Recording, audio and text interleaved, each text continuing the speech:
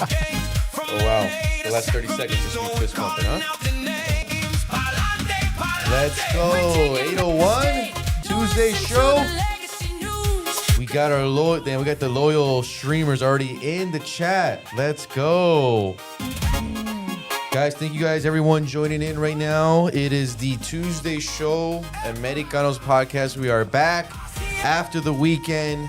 We have a lot of headlines from Washington, D.C., nationwide, back here to the beautiful state of California. We're getting ready for our Tuesday show. And the awesome thing is, guys, we have the full panel available today. Everyone is here, full attendance. Let's kick it off to the co-host, Kavasa. What's up, everybody? Welcome back to another Americanos Podcast. It is Tuesday. August. Man, we're in August already, dude. Time flies when everything sucks. Just thank you guys for being here. Lots to talk about. Great story, great lead. Looks like we're going to be having a new political party here shortly, and everything unfolds tomorrow, 6 p.m. I wonder if Eastern time. But yeah, lots to talk about. Always Eastern. Haley's back. Hi. Don't be shy. I don't know. It's not your first time. It is. It feels like my first time on here. I am Haley Gomez. I am an investigative reporter here in California for the Daily Signal and Lincoln Media Foundation. Let's go. And Anacili, back in the building. Hey guys, I know you guys missed me. I doubt anybody noticed I was gone. That's not true, Araceli. Really? That's not true. My ego's like, the Gooners were asking for you right now. They were asking for you, and I felt lonely without you. There was no one to tag team on them. Yeah. You know? I'm so happy. I'm sorry. I'm back, guys, and now we're balanced. We're balanced with the balanced. female-male energy, guys, for the show Tuesday. Araceli, it's good to have you back. Why are you making that face, Anthony? I'm not making any faces. It's good to have you guys back, guys. We have like a lot of headlines to cover. We're gonna just kind of be going down some of them. We have a good lead story, but multiple headlines. You know, President Trump over the weekend calling an attack off on Iran, and also President Trump declining to give Tomahawk missiles to Ukraine. The U.S. is also running out of its stockpile on precision strikes. ICE arrests. Those continue to climb up. July actually finished in a record month. We're going to talk all about that. Madami says, you need an ID to shop at the discounted grocery store, bro. If you don't, you'll be arrested and you'll go straight to the gulag, to the Bodega Gulag in New York City, according to Madami. DSA is gaining momentum across the country. Right now, I believe Wisconsin, Francesca Hong is looking to win, and they're making some gains there. But we have to start off, guys, our lead story. I just want to check in. We also got producer Jerry with us, rocking on the 1 to 2. Producer Jerry, if you do have it on Jorge proposed talking points numero 5. See, we have that image. MTG on this new party. This was a photo. We have it, Jerry? Let me get you. Nah, actually, no idea what you're talking about. No. Let me get you a link really quick. I love it. We got to get this photo. So this photo, guys, kind of exploded on the internet. Has like over 10 million views. Let me get it to Jerry. We got MTG. We got Tucker. We got Joe Kent. Thomas Massey. I actually don't know the two other females there. Is that Joe Kent's wife? I believe it's Joe Kent's wife. And let me see. Hold on. We got it now, Jerry? Perfect. So, guys, we're looking at this new photo now. We got this is going to be the lead story. Are we going to see a potential new anti-war political party? This photo has over 12 million views on X, and I'm going to just read the caption, okay? It says, former Congresswoman Marjorie Taylor Greene saying, quote, we said no more foreign wars, and we meant it, and supported Donald Trump because he made that promise. But he's betrayed us all. Our commitment is America first for all Americans, right, left, and center. The movement has begun.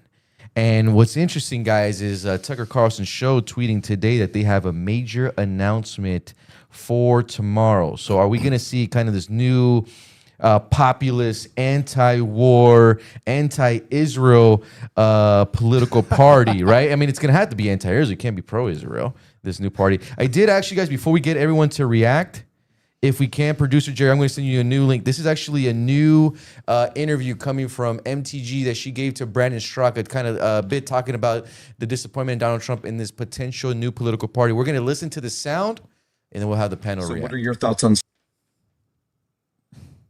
So what are your thoughts on starting a third party? I definitely think, I don't know that you completely create a third party, but I think people have got to come to terms with the reality. The reality is both parties are broken. I call it the political industrial complex. It's the two silos, the Democrats and the Republicans. They really function as one at the end of the day. And I watched them do it when I was in Congress. They will come together, pass a budget that's over bloated and too much money, and it puts all of us in more and more debt, right? They come together, they rob Social Security. Social Security is going to be bankrupt in 2032. It's a very serious issue. Social Security and Medicare both are going to be bankrupt in 2032. It's both parties that did that together.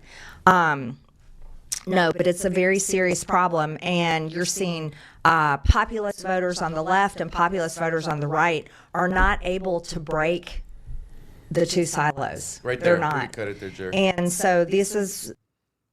And that was MTG giving a new interview to Brandon Straka, essentially saying that Americans are fed up with the two-party system. When I saw the clip, I had the first thing that popped in my mind is I need Anthony's reaction. Anthony, your take on that sound.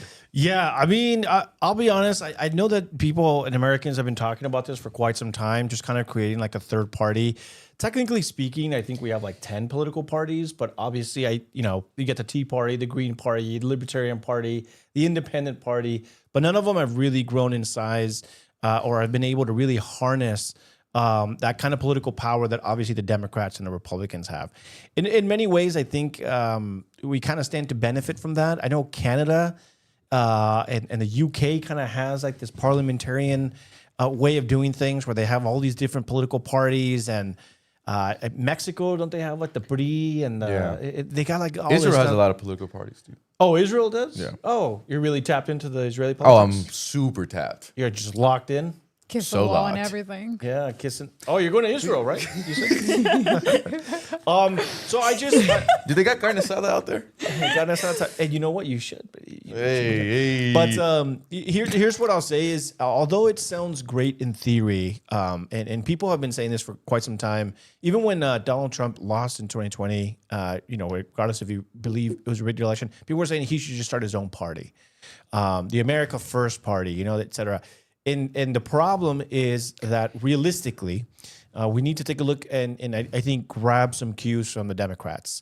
Just today, and I shared this over on my social media, Senator Chuck Schumer was asked about the DSA and the rise in socialism in the Democratic Party. And instead of denouncing them and saying that socialism has no place in the Democratic Party, they actually embraced it. One of the most powerful senators in the United States said, "We are embracing socialism as part of our Big Tent party," which is kind of crazy to me, because could you imagine if Donald Trump or Senator Ted Cruz said, "We are embracing Patriot Front, and they are a staple to our party, and it is great if Patriot Front starts running candidates and winning," So to me, I've always understood that Democrats kind of have the politics on lock, especially at the grassroots. And if they're not dividing the party, then maybe we should also not be dividing the party. But Marjorie Taylor Greene did say, it seems like she's kind of on the fence on, is this actually going to be a new political party, or is it just going to be kind of like a movement within the GOP that they kind of instill themselves and infiltrate, which in my personal opinion, like DSA, would be a much better tactic of kind of going forward. What's the platform? It's just America First? Yeah, it would be more like a populist, kind of like DSA. You know how they have their website and they kind of have like, this is what we stand for, this is what we advocate for. They're talking about a third party, but they're not really saying what the third party is going to stand for. So how is it going to be different than the Republican Party? Is it just going to be same principles, but the different outcomes? No, it'll just be like different policies. So like, for example, a lot of people think that all Republicans are conservative. That is not true. There's a lot of libertarians, there's socially liberal, there's fiscal conservatives. When you think about the Republican Party, it's kind of like a big umbrella. But under that big umbrella, there's different vehicles. There are different movements within the Republican Party. Again, libertarians that tend to run more Republican. You've got like your Rand Pauls, your Ron Pauls. Then you've kind of got like the America First crowd that has substantially grown, especially over the last couple of years, that are non-interventionist, more isolationist, more anti-Israel, or just anti-foreign government, et cetera.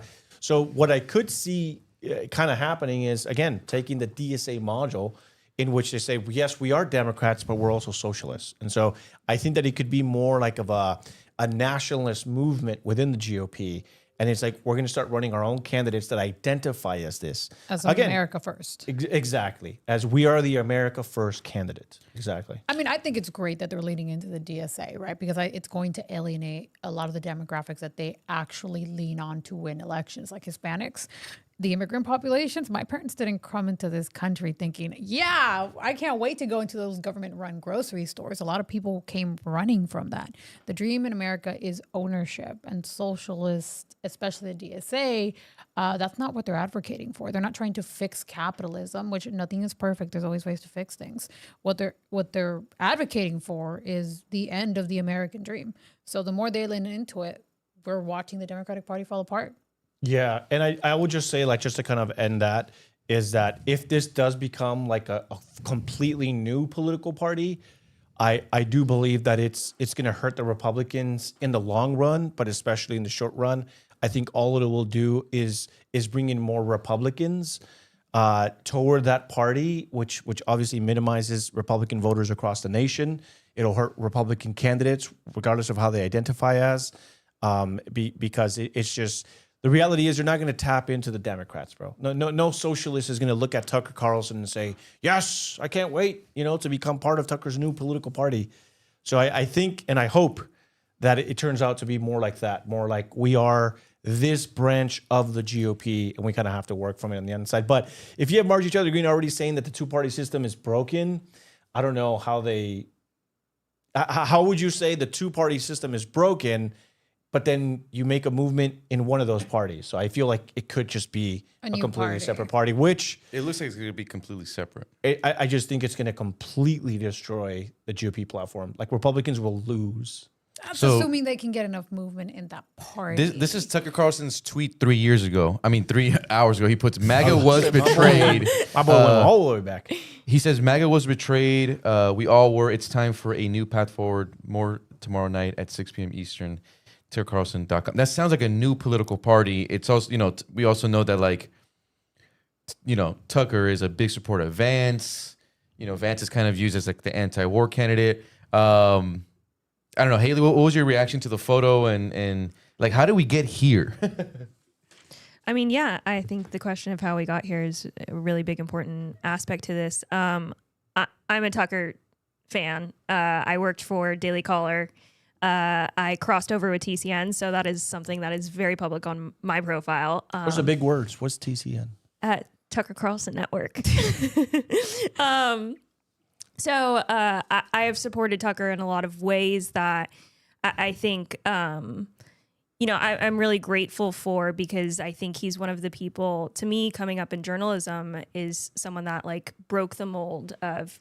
He admitted that he was wrong on the Afghanistan war, right? He admitted that he was wrong on certain things. And, he stood up against Fox during COVID. He stood up against Fox during the election time, whether he was right or wrong on that, that's for others to say. But I think for Tucker, his frustration... I haven't had conversations with him about this, but I think understanding what the culture is like when I was working at Daily Caller is that the frustration is that there was an America First movement, and I think a lot of people wanted these promises fulfilled, and they wanted them fulfilled fast.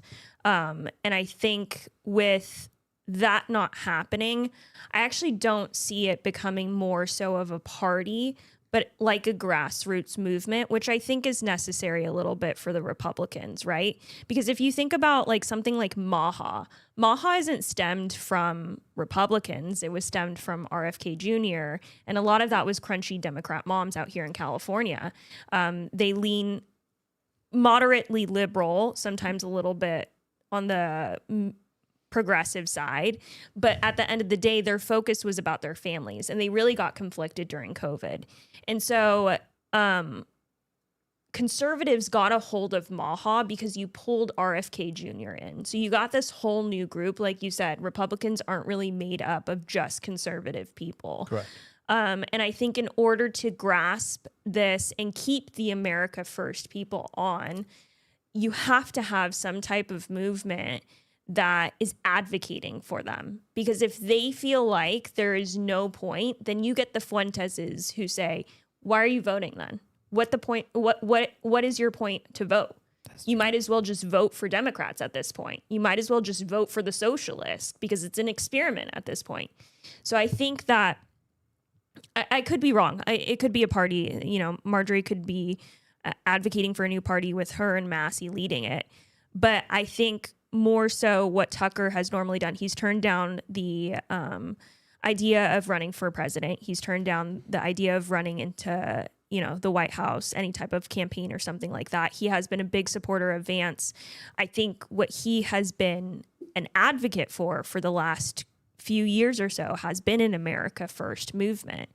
And I think there has been a lot of labels thrown on him of what that looks like. But to him, it centers on the fact of like, why are we not concerned with our country? Why are we not concerned with the cities that have fallen? If I've said this before, if you look at LA was one of the greatest cities, and it is disgusting. If you look at Detroit, if you look at Chicago, if you look at New York now, there's these cities that were made LA culture. And I think, Trump in his first administration and in his second administration, he did really try to address certain cultural aspects on top of the White House, on top of the political aspects within the White House. But I think at this point, it feels for many people like a failure a little bit. I'm not saying that is true. I'm just saying that people don't feel like the concern has been at home. And that's what hurts people the most. And I think that's what, when you come to election times, when you get Democrat socialists, again, this could be a movement that argues that socialism is not the way. Populism with America First is the way, because you still need that talking point. I've yet to see Republicans. Yes, Trump has centered down on talking against socialists and saying that socialists are bad, but there still is no address of, okay, how are we going to make those changes realistically? How do we get people to buy more homes? How do we make a more livable wage? Like there are issues with people throughout the United States that I think they have a lot of questions too. And so, I can see it being more of a movement than a party. It's going to be interesting, man, listening to this announcement. Thank you guys, everyone who is watching right now, guys. We're just getting started on our lead story. 8:19 here, local time back in Cali. We got pretty active chat, so I just want to go through it a little bit. Penny Witt saying, I couldn't love Haley more now. Add a girl.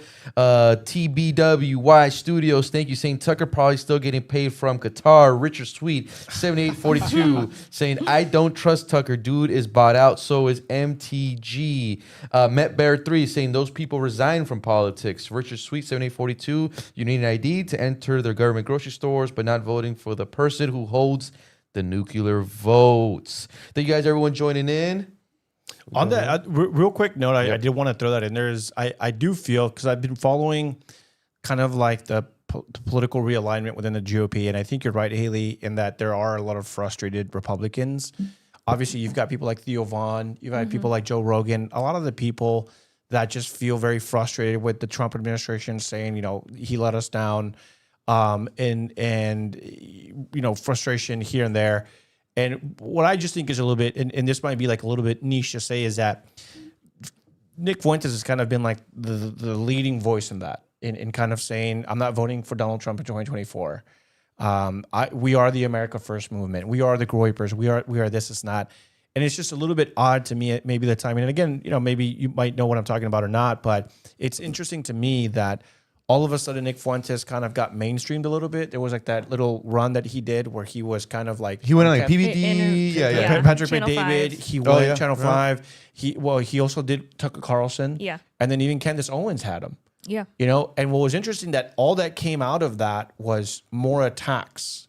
And Tucker Carlson basically disavowed Nick Fuentes and said, I think this guy's a Fed. And I think Candace, and Tucker laughed about him and said he's like a little gay dude or whatever.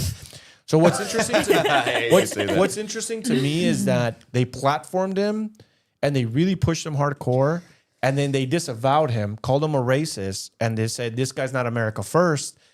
And then now all of a sudden you fast forward, it almost seems like it was a little bit coordinated. Again, this is speculation on my part. They got rid of the guy that's still debanked and deplatformed. And suddenly they're talking about the things that Nick has been talking about for 10 plus years. And they're saying, we're the new party. We're the new America first. We're the new movement. And we're launching this party tomorrow. I think you have to think, though. But has Nick really started a movement? Like a political one? Oh, dude. A political one. I'm not saying he has a movement. Yeah. But actual political registered voters. No, mean, but no, when yeah, Nick went that's on different. that tour, it was after, because when he went on Tucker, was it pre-Charlie's murder or post-Charlie's murder? Oh, I had a pre, man. I It was want to say it was pre. Yeah. Was it pre? Yeah. Can we look that up really fast? I'll look it up. But In the meantime, producer Jerry, let's just Google Tucker and Nick Fuentes. Thank you guys to the chat. Really quick, I want to go through this. Pennywitz, but as a Tucker stan, what he's about to do, this ain't it. TBW Studios saying, it's gay and stupid party when Haley doesn't support it.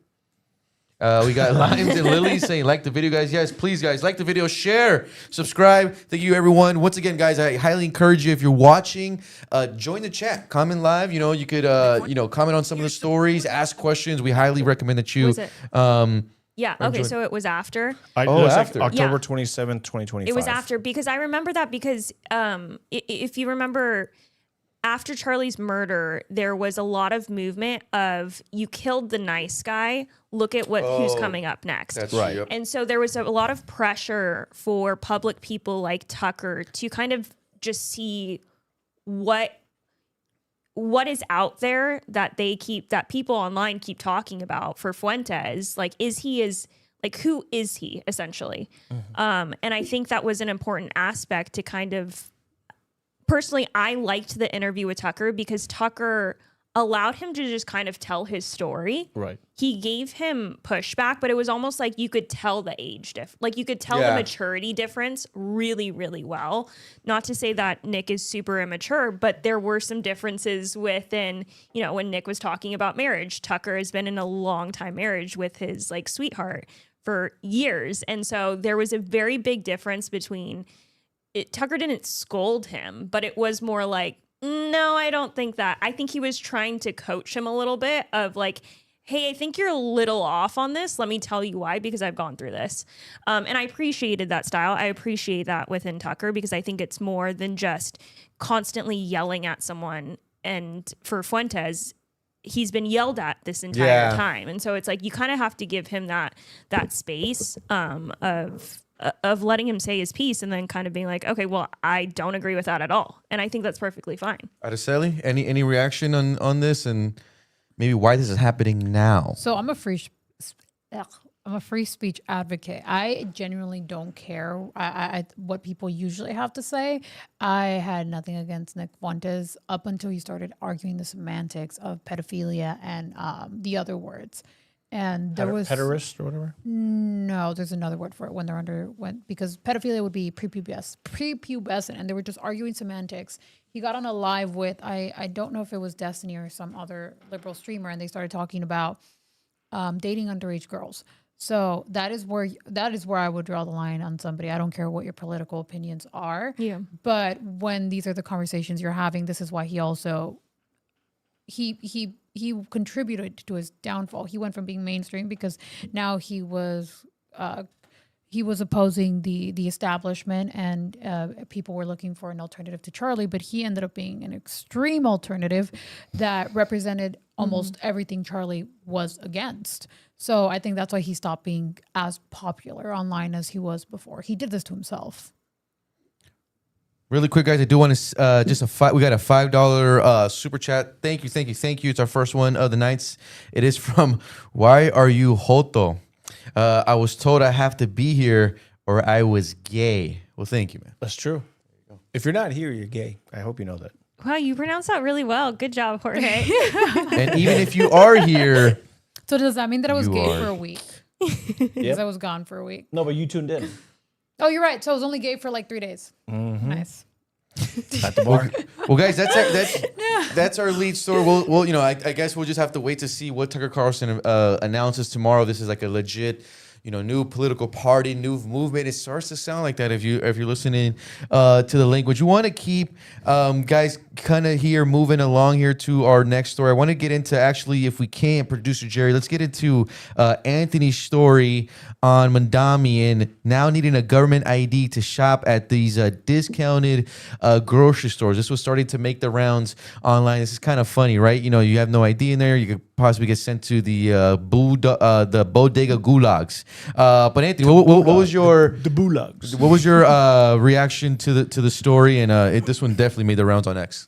Yeah, I mean, if you don't know the context of this, obviously you've got Mayor Bamdani, who's this DSA candidate, and again, this is a mainstream talking point right now with the DSA. If you don't know what DSA is, Democratic Socialists of America.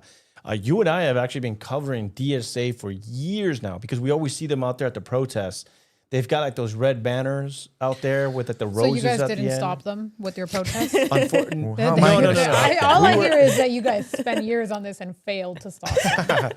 Look, we recorded They them helped and them. we warned. You guys gave them publicity. We warned people they're coming and they're organized and mobilized and well now they're running. Not gonna lie, I think you and Anthony were like the first reporters to interview Andrew Yang Yeah, back in that era. yeah, I know. That's another It's thing, crazy.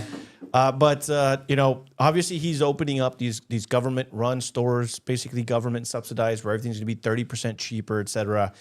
And one of the concerns that people had was, well, Mayor Bamdani, what is stopping, let's say, another bodega owner or anyone from just coming in, buying things at a low price, and then reselling them at a higher price? And kind of fraudulent things like that. They were kind of Producer, asking him. click that new link. Yes, like that the fans can see. And essentially, he was asked that question, and if you have that link pulled up, it does have the audio, and then we can go ahead and play that for the Yes. for the fans. But yeah, make sure you guys hit that like button. Make sure you guys are subscribed to it. Yeah, I don't know How if we are you got going that. to keep There we people go. from taking advantage of that, that deal, basically? And is there going to be a limit on the number of items that someone can take that are discounted at that level from that essential basket? So our RFP makes very clear that this is a program for New Yorkers to be able to put food on the table, not a program for people to be able to make a quick buck through reselling. I'm going to pass it over to our EDC head, G-Pack, to add some additional details. Yes, if you look at our RFP for the operator, we are looking to make sure that we target New Yorkers, whether it be a sort of a library card esque, and also we manage who's buying and that is focused on everyday New Yorkers. So we are mindful of that, and so we're going to make sure that we have all the things in place to ensure that that does not happen. How are you going to? Yeah, so essentially, she's like, the way we make sure we combat this is that these are actual New Yorkers, so we're going to require some kind of ID that proves that they live within the city. And so again, I guess these people are too stupid to get an ID to vote, but they're not stupid enough to get an ID to come and buy groceries. Government subsidized groceries. Government subsidized groceries. And so, this is something that, again, I talked about, in which this is just kind of how it starts. I've been following some of the accounts of like Venezuelan refugees, Cuban refugees, and they said this is literally how it all starts. The government says, in order to bring down costs, in order to bring much needed relief to our residents that voted for us, we are going to have these government subsidized locations. And if you guys listened to our show last week, there was that DSA vice chair where he was asked, how would you feel if this government subsidized bodega opened up next to your family and put them out of business? And I said, well, if you can't compete against the government, then maybe you shouldn't own, That clip a was bodega. great. It was just so crazy that they sat there with a straight face, and they're literally telling you, if you cannot compete against government subsidization, then maybe your business shouldn't exist, and only the government business should exist. And I just don't think that really people. It saddens me that people are don't just understand. Exactly. People don't understand where we are right now, because we literally have a candidate. You mentioned her, I think. right before the show. Francesca Hong in Wisconsin right now, I believe, is going to win tonight. and it's going to give DSA another momentum. I think and it's then next Tuesday. Huh? I think it's next Tuesday. But she's that's I'm But she is confusing with favored to Michigan. win. Yeah. That other guy, the El Said guy, is winning. Al Said guy is it winning looks like right now. He's winning Yeah. literally right now. Yeah. Which he's another DSA candidate. And so Francesca, she comes from. She used to own like a restaurant, and she's. Really quick, I want to add a tidbit. She has a political ad video of her in her restaurant that was closed for more than 6 months already. Yeah. So they had a kind of fake kitchen workers, fake how she's like a working class. Yeah, I'm in the kitchen. Yeah. But it was And it's funny because she had to close down her restaurant because she had to try to compete with like minimum wage, but she couldn't afford. She's like, I either have to pay my workers and like bump up the prices, or I just have to shut down. And so she's like, I'm just gonna shut down. This is too much. And so she's been a state assemblywoman. I believe she's still a state assemblywoman, and now she's running. And what she has promised is that she's going to open up these grocery ran subsidized stores throughout the entire state. So now it's not just about having New York City or LA City where you have like these little bodegas, grocery stores that are being ran by the government. Now there are gubernatorial candidates promising statewide subsidized government markets. And meanwhile, Republicans are infighting. Republicans are saying we're starting 5 new parties so we can continue to dilute We don't know the if it's a Republican party. voter. I know, but it's looking like that's the way it is. And you've got Okay. and you've got these Republicans that are just completely black-pilled saying, I'm not gonna vote until Israel is wiped off the map by Donald Trump. Unless he takes out every single Jewish person in the world, I'm never voting again. This Like is literally, what we that's call natural selection. it's just crazy to me. And bro. really quick, guys, producer Jerry, I just sent you a new link. This is just for if our audience doesn't know who Francesca Hong is. I do want to play just a clip, get some sound, just so we could see it. I believe this is the clip where if she's being asked by Caitlin Collins on CNN if she believes Thanksgiving should be canceled. We'll listen to the sound, and then we'll have the panel react. We have it right, Jerry?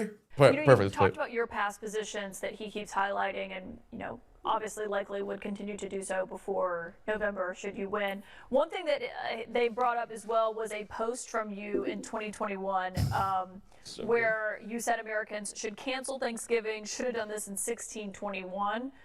The post has been deleted. Republicans have been highlighting it. Do you still believe that Thanksgiving should be canceled? I'm a chef, and one of the first things that I made that was for the community when I was 16 was a Thanksgiving meal. I always think my hospitality background in owning a restaurant for 7-8 years, that bringing folks around the table to share conversation and build community is always a good thing. But Thanksgiving is also a time that's incredibly painful for many people in our communities. And so I think I wanted to make sure that people understood that there are multiple views, but views can evolve. And the position that I'm running for right now, and I think my background as a chef, will actually help me become a better governor that's able to bring more people to the table. And thank you. That right there is a word salad. If you talk, man, she could do it better than Kamala. Araceli, just what's your reaction? This is Hong out of Wisconsin, gaining momentum, the DSA candidate.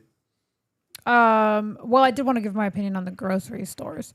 So my biggest issue with the grocery stores is that you're just shifting the cost on to the taxpayers. So the idea is that you're going to be able to save $90 to, I think it was $1,000 per month on groceries for the average person. The realistic number was $90 per person, and it's going to cost the taxpayer over $70 million. The only reason they're able to compete with the other grocery stores because they're not going to be paying rent. It's going to be entirely subsidized by the taxpayers, and it's going to cost per person more than what they're actually saving on groceries. So see, that doesn't matter necessarily. All that matters is it's free. But it's not even free. It's free. You're paying more. It's free rent. It's free. We don't have to pay anymore. See, it's free. There are things that you pay $30 for, but I'm saving $15. So I just save money. Sure, I paid 3 times more in taxes, but it's free now. It's not even free. And that's what bothers me so much. Is you're paying a fraction of the price less on certain items. And again, you're eradicating competition. Bodegas won't be able to, and the smaller grocery stores won't be able to compete because anything that has to do with groceries, you're only making a marginal percentage. It's 1 or 3% profit, usually around 1%. And the grocery store, the government-run grocery store, is going to have it at 3% cheaper, 4% cheaper all the time, not just seasonally, because again, it's subsidized by your tax dollars. People are dumb. We gotta make. We might need to get some. We might need to get some shirts, bro. Americanos Podcast, make bodegas great again. Oh, we gotta save the bodegas of New York. Save the bodegas. Us Californians have to do it, bro. You guys aren't doing it over there. Really quick, producer Jerry, I'm gonna send you another interview. We're on the topic, guys, of DSAs. This new sound is kind of making the rounds too on X. This is from Democratic Senator John Fetterman. And what's interesting is that the Democratic Party, guys, is kind of going through their own civil war. Same way the Republican Party did, but it seems like this one's going to get a lot more messy because it seems like DSA actually has a foothold on the party in the way that the populists on the right have not been able to gain. Producer Jerry, let's play this new sound and then we'll react. I agree. That's my point. It's like I said that on my own socials. I'm like, this is not a big tent kind of like,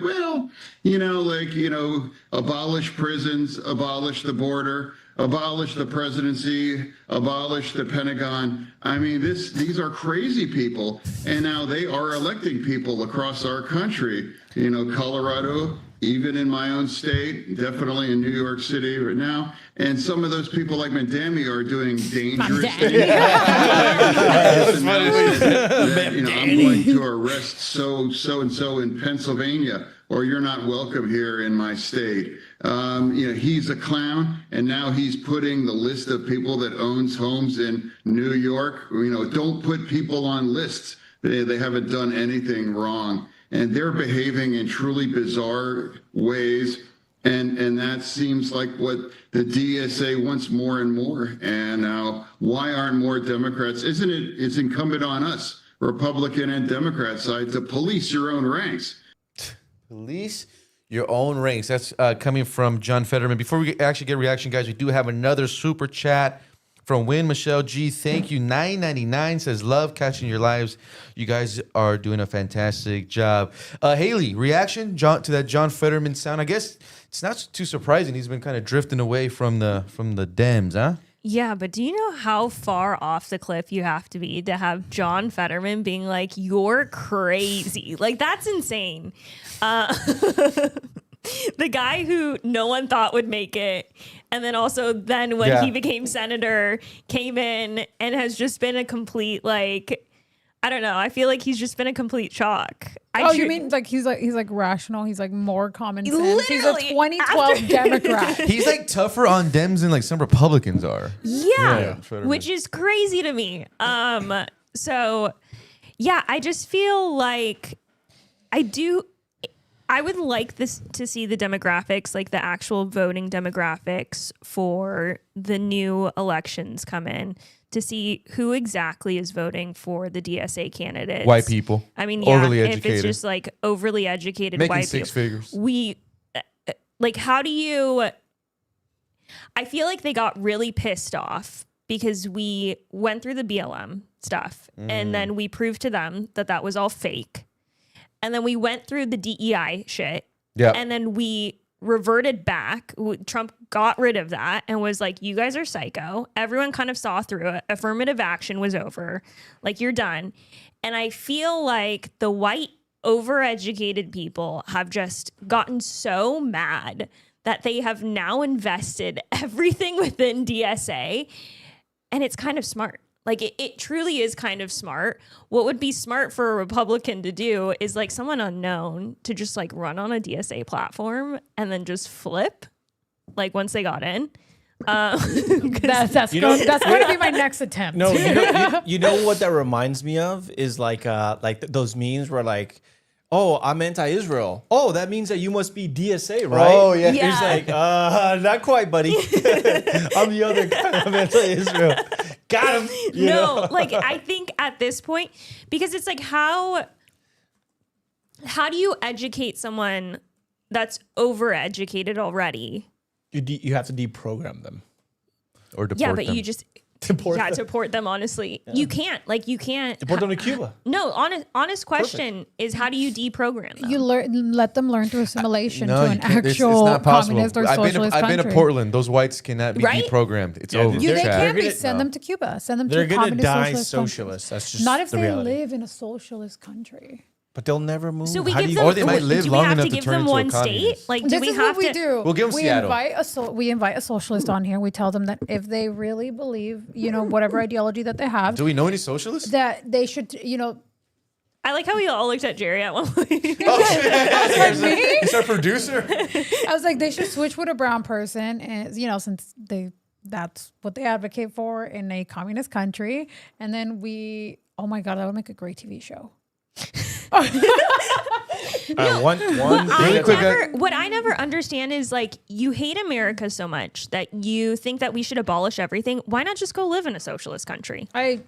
Because if we they're can't not afford it. happy, nobody can be. But if someone this is said, something- "Hey, we're giving you a free ticket," It's because they hate minorities, so they're not going to go. No, They're like, I'll here's- be surrounded by Yeah. browns. Like, oh, not yeah. I've actually seen Those this, browns. I've actually seen this question come up a lot on people's replies when they say, if they love socialism so much or communism, why not go live in a country? And what people need to understand, and I know I'm getting a little bit technical, and I'm sure it's kind of like redundant, but the reality is that communism and socialism is a virus. They're not looking to consolidate in one place and just live in a utopia. Everywhere they go, everywhere they spread, it's got to be socialist. So they're here as socialists to promote socialism in America. They're not here to move to a socialist country and be like, okay, we did it. We accomplished, because if that were the case, then everyone would just be flocking to Cuba. Everyone would that's be like, what hey, I mean. I'm Is just going that to move over there. if you got a free ticket, why not go? Like, what Because- is That's your what point Anthony's to saying. burn? Because the goal is to overcome every single nation with communism. If you go back to the It's teachings like of Karl Islam, huh? Marx, It's like Islam, huh, Papa? it's a conquering ideology. They don't want to move there. They want it to be implemented everywhere, because that's been their sole mission. Their sole mission. You got to respect the grind. Oh, 100%. And Yeah. I've said this, as stupid as they sound, as stupid as they look, all this stuff, they've been on a mission and they're carrying it out right now while the Republicans Bro, are infighting, and they're winning. But They even are if winning. the Republicans are infighting, no, like, honest question, how do you deprogram white people that She's like, I still want to know. I genuinely want to know, because you have the issue that the average person isn't an educated voter, I right? actually have the answer, believe it or not. Okay, so tell Let's me. hear it, tell me. Yeah. Okay. You want me to tell the answer? Yeah. Yes. Okay. So to understand communism and socialism, I've had to do a lot of reading on the subject. I actually used to have a book club during the pandemic in which we read about history, World War II, dictators, and we used to read a lot on Marxism and socialism. And what I ended up discovering was that the communists have only one true enemy. There's only one thing that can completely get rid of communism. Really Tell thwart me, it. bro, please. It- You're such a nerd. He has the answer. Please tell me. You're gonna have to tune in next time. No, but the reality is that it's Christianity. So my Christianity, it is the only thing that is a real threat to communism, and this is actually stated in court testimony on disaffected communists that said, we have been put on a mission to infiltrate the American church, but specifically the Catholic Church, because of the hierarchy that they have, the bishops, the cardinals, all the way on up to the Pope. And there's actually a really good testimony by one of these disaffected, and they said, our biggest enemy is organized religion. But it's not Islam, it's not Buddhism, it's not? not Judaism. Why? It's Christianity, bro. Because Christ is the only real way, bro. Tell him, bro. Why? No, But why? Explain this to me. I don't understand. Yeah, the why thought not process. Islam? Because they understand that Why not Muhammad, bro? at the foundation of communism and socialism, really what it is a spiritual warfare. This is just plain and simple evil. It is Satan. It is Satan and his legions. And the only real threat to Satan and his legions is the one true God, and and the one true God is Jesus Christ. Not Muhammad, right? So Satan doesn't care Muhammad. about Islam. Okay. Satan doesn't care about Judaism. Satan doesn't care about Hindus or any of these other false religions. Why though? I was like, I'm still trying to. They don't care about the HB1 visas? I don't understand what you mean. Like, the devil is cool with everyone, but hates the only. I mean, dude, it's in the Bible. Well, he's saying No, that I the agree with religions you. Are of the devil. Yeah, what? So the Indians are cool with the devil? No, that's not what I'm saying. The devil's they're cool with not them. a I got like threat. 5 Indian homies. Should I cut them off? They're not a threat because they worship false idols anyway. They're already condemned. So I have to tell him he's going to hell? I mean, dude, read your Bible. That's exactly what it says. Really quick, intermission here. While we have, let me just get some super chats because we got a lot, guys. We got Red Bear 85. Thank you, Red Bear. We love you. He goes, Anthony is cooking. We do have a $5 Pennywitz super chat. Pennywitz, thank you so much for watching. The Frankfurt School initiated this virus over 100 years ago. Our generation will not eradicate it. This PSYOP requires masters of psychology. TBWY Studios. How much you think people get paid to spread socialist propaganda? Probably nothing. They're probably dumb. Yeah. They just do it. Let me get here. I So know I thought I you were lost gonna go with We something got along- TBW Studios goes, Hong's just let it forehead finish. is shining, holy, looking like the King Neptune. Who? Nice. I think About it was- Hong's shiny forehead. Also followed with El Sayed, still with a 3-point lead now with 52% of the vote in. Thank you. Richard Sweet, 7842 says, Wisconsin already charges you a fee for unemployment on top of warfare. Red Bear 85, DSA versus Democrat, America First versus Republican. Thank you guys. We got TBW Studio says, Jorge, read the Bible. I've had like 5 ex-girlfriends tell me that. Should probably do that. Maybe you're the problem. Yeah, I'll do it after this one. Guys. After this one. Richard Sweet 7842. Yeah, Islam is moving through communism and socialism to get to power. TBW Studios also saying the only thing that's not fake are Haley's facts. Look at Thank that. you. I appreciate that. Look at that. Thank you guys. Thank you guys. Hold on. We got Sophia. Hold on. We got to catch up, bro. I'm Sophia G619 San Diego. Chat. Smash the like button. Thank you. Yeah. Okay, we're gonna keep the conversation going. Anthony, sorry, I didn't mean to cut you off. So sir. I'm just going to read something. So again, to your why, okay? Oh, okay. So you need to understand, this was back in the early 1900s.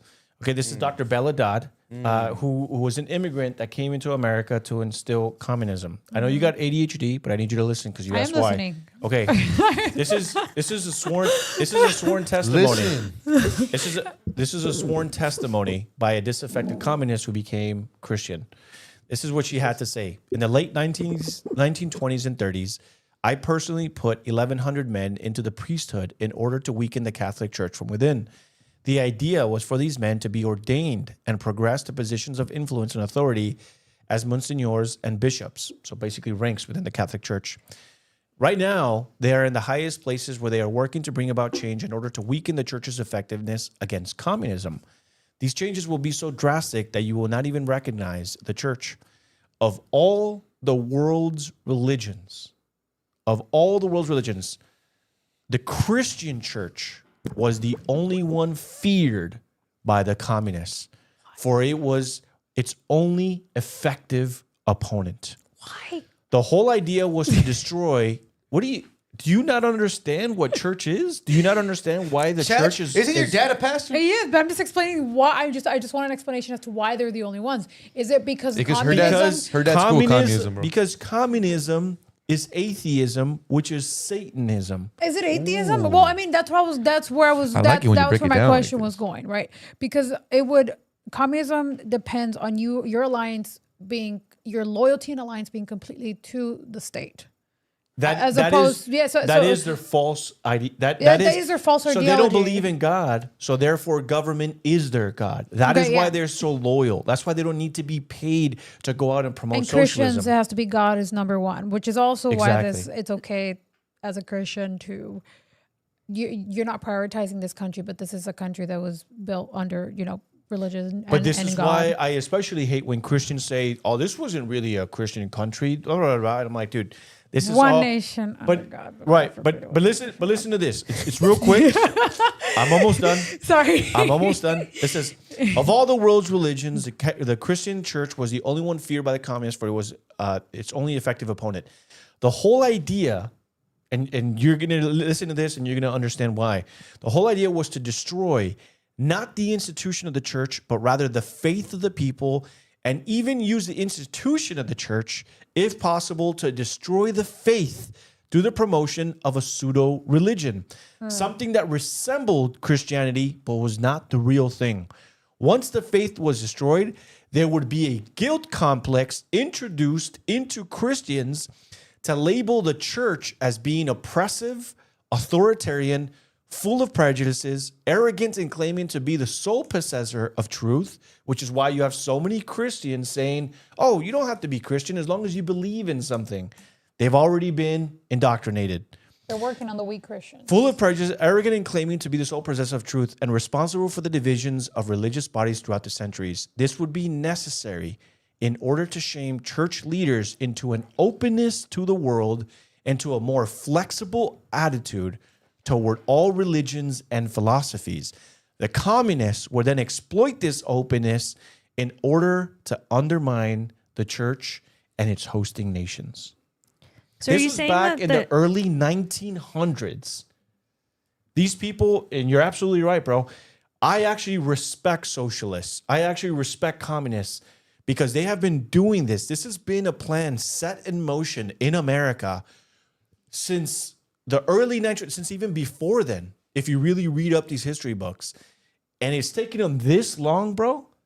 But they've waited. There are communists that died in America never seen a socialist candidate. They died and said, man, that's crazy. I lived my entire life as a communist. Yeah. And we didn't even get one damn candidate elected into this.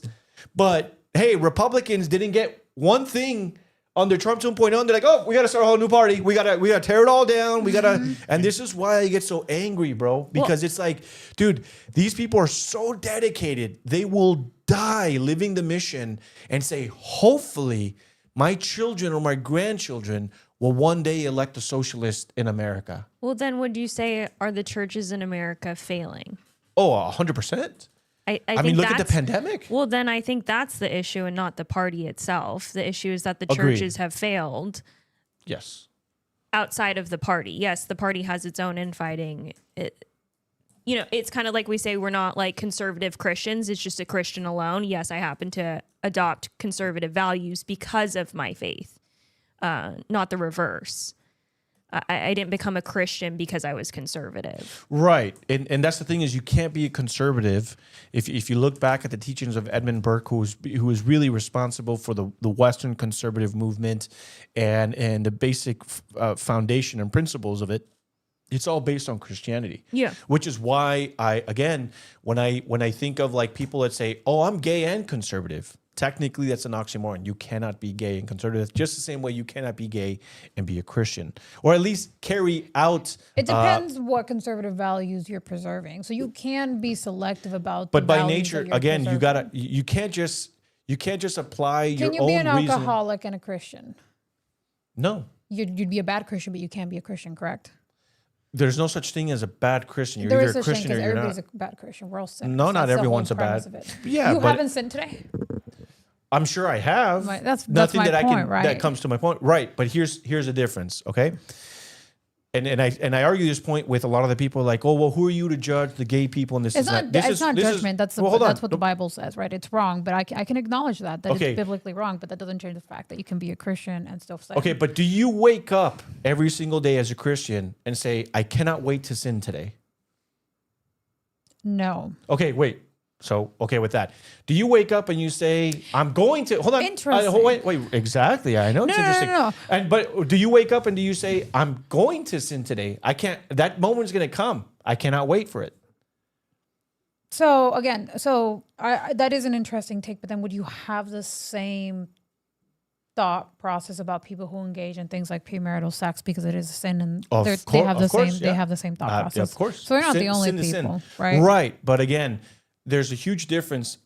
Okay, if you are a single person and you engage in premarital sex, if you wake up every day, if you wake up in the morning and you say, I am going to find someone to have premarital sex with today, you're already in sin.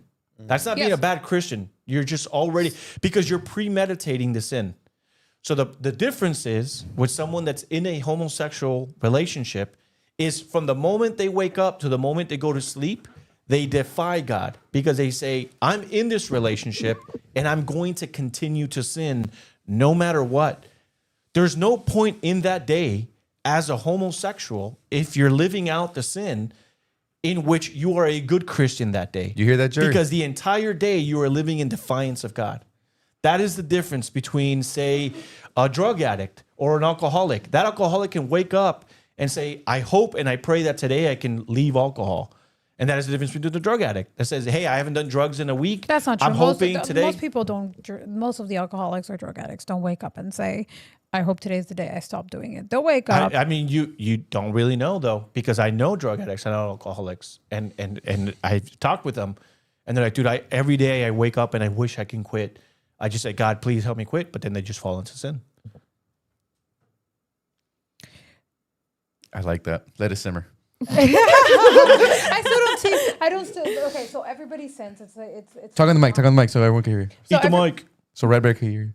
I've got one fan, guys, and he likes me sometimes. But that usually is like the argument that I have with people about like, well, who cares if the person is gay? Don't you sin? I'm like, yes, but there's a huge difference. I don't wake up in the morning hoping to sin or knowing that I'm going to sin. If it happens, I apologize for it and I repent to God about it. And I ask God, please make me a better man. And I want to be a better witness to people and I want to follow in your ways. One of the sins that I have is I curse. You know, I curse quite often, but I don't wake up telling myself, man, I can't wait to get to the podcast and just start cursing at Haley and casing at her. But it is something that I struggle with. But again, I understand that as sin and it is something that people call me out on, and I appreciate when they do because it makes me a better person, including my mom. Mom, if you're watching, you're one of the people that tell me, you've been cursing a lot on the podcast. What is going on? I think Is that why you're being Yeah, we talked about it. That's why I haven't been cursing. Yeah, and that's why we're trying to call you gay less now. Oh, thank you, guys. This is so sweet. Thank you, Anthony's mom. Really quick, guys, we're heading in here to our halftime at 9 p.m. Thank you, everyone who is still listening or just tuning in late. Remember, if you're tuning in late, you could always go back and stream the whole show. We do have a pretty active chat going on, especially with the talk on religion. We do have a $5 super chat. Pennywitz, thank you so much for the $5 super chat saying, quote, for anyone wondering why Anthony knows things, it's because he reads books of covers and pages. Y'all should try it sometime. Red Bear 85 following up with Anthony is a very intelligent man. He is a deep thinker. Hey. Dang, Anthony, a lot of compliments. Yeah. Let me go through these guys because it seems like this one is getting people interested into the convo. We got Richard Sweet 7842 says, yes, I struggle with premarital sex, but it's still wrong just as much as homosexuality. Jose Vasquez 4720 says, to go against the teachings of Jesus Christ is to go against the truth. We got TVWY Studio saying, amen, Jose. Richard Sweet 72. Exactly, Jose.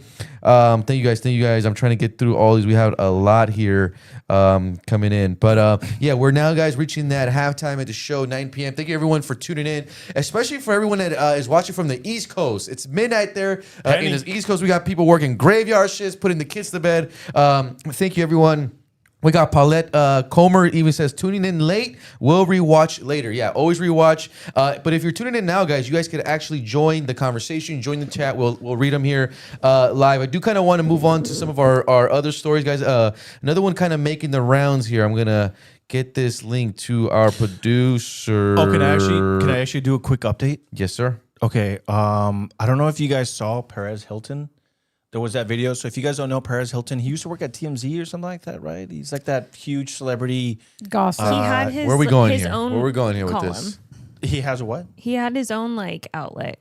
What are we doing here, bro? We're doing a culture update right now? No, yeah. It's because it was like making the rounds. Yeah, on so X. it's going very viral on X. Apparently, Perez Hilton took to his TikTok live and he started committing acts of self-harm. He was bleeding profusely, and people were calling police, 911, because it looked like something dangerous was going to happen. He had a knife. I saw parts of the video.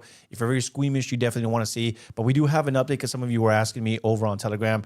The Miami-Dade Sheriff Office received multiple calls regarding an individual who was live streaming acts of self-harm on social media. Deputies quickly located the individual's residence, where they spoke with family members on scene and confirmed that he was alone inside. I know some people were concerned that maybe his children were inside. It's looking like he was alone inside. In many incidents involving a person experiencing a mental health crisis or actively harming themselves, deputies prioritize the escalation by creating time, distance, and opportunities for communication. Unless there's an immediate threat to others, slowing the situation and utilizing crisis intervention techniques can reduce the likelihood of a suicide by cop encounter and minimize the risk of injury of the individual, deputies, and the public. At this time, deputies have tactically disengaged while continuing to monitor the situation. Prayers up for Perez Hilton. Never been like a big fan, but dude, this is pretty bad, dude. I don't know if you guys saw the video, but it was. I'm looking it up right now. It's horrific, dude. Wait, so he was actually cutting himself? He was, like full, It's like really the bad. knife. I wonder what on kind his of drugs body. he took. I don't Why think is that that? he went through he had, what was it, sepsis, and then he went to the hospital for a while, and then he was like in a whole phase of like, oh, I'm reading my Bible, like people have been reaching out, praying for me. Oh, he was naked doing the. Mm-hmm. Oh my god! Yeah. It's really bad. But like, dude, like you don't think those are all cuts? Yeah. Yeah, I know. That's Dude, it was really tragic. Yeah, man. insane. Just praying for him and his family, dude. Just hoping for a speedy Jorge's so recovery. over right now. I'm like, okay. Hey, it's a quick little like breaking news update. That's all. All right. You don't have to move to it. Oh my god!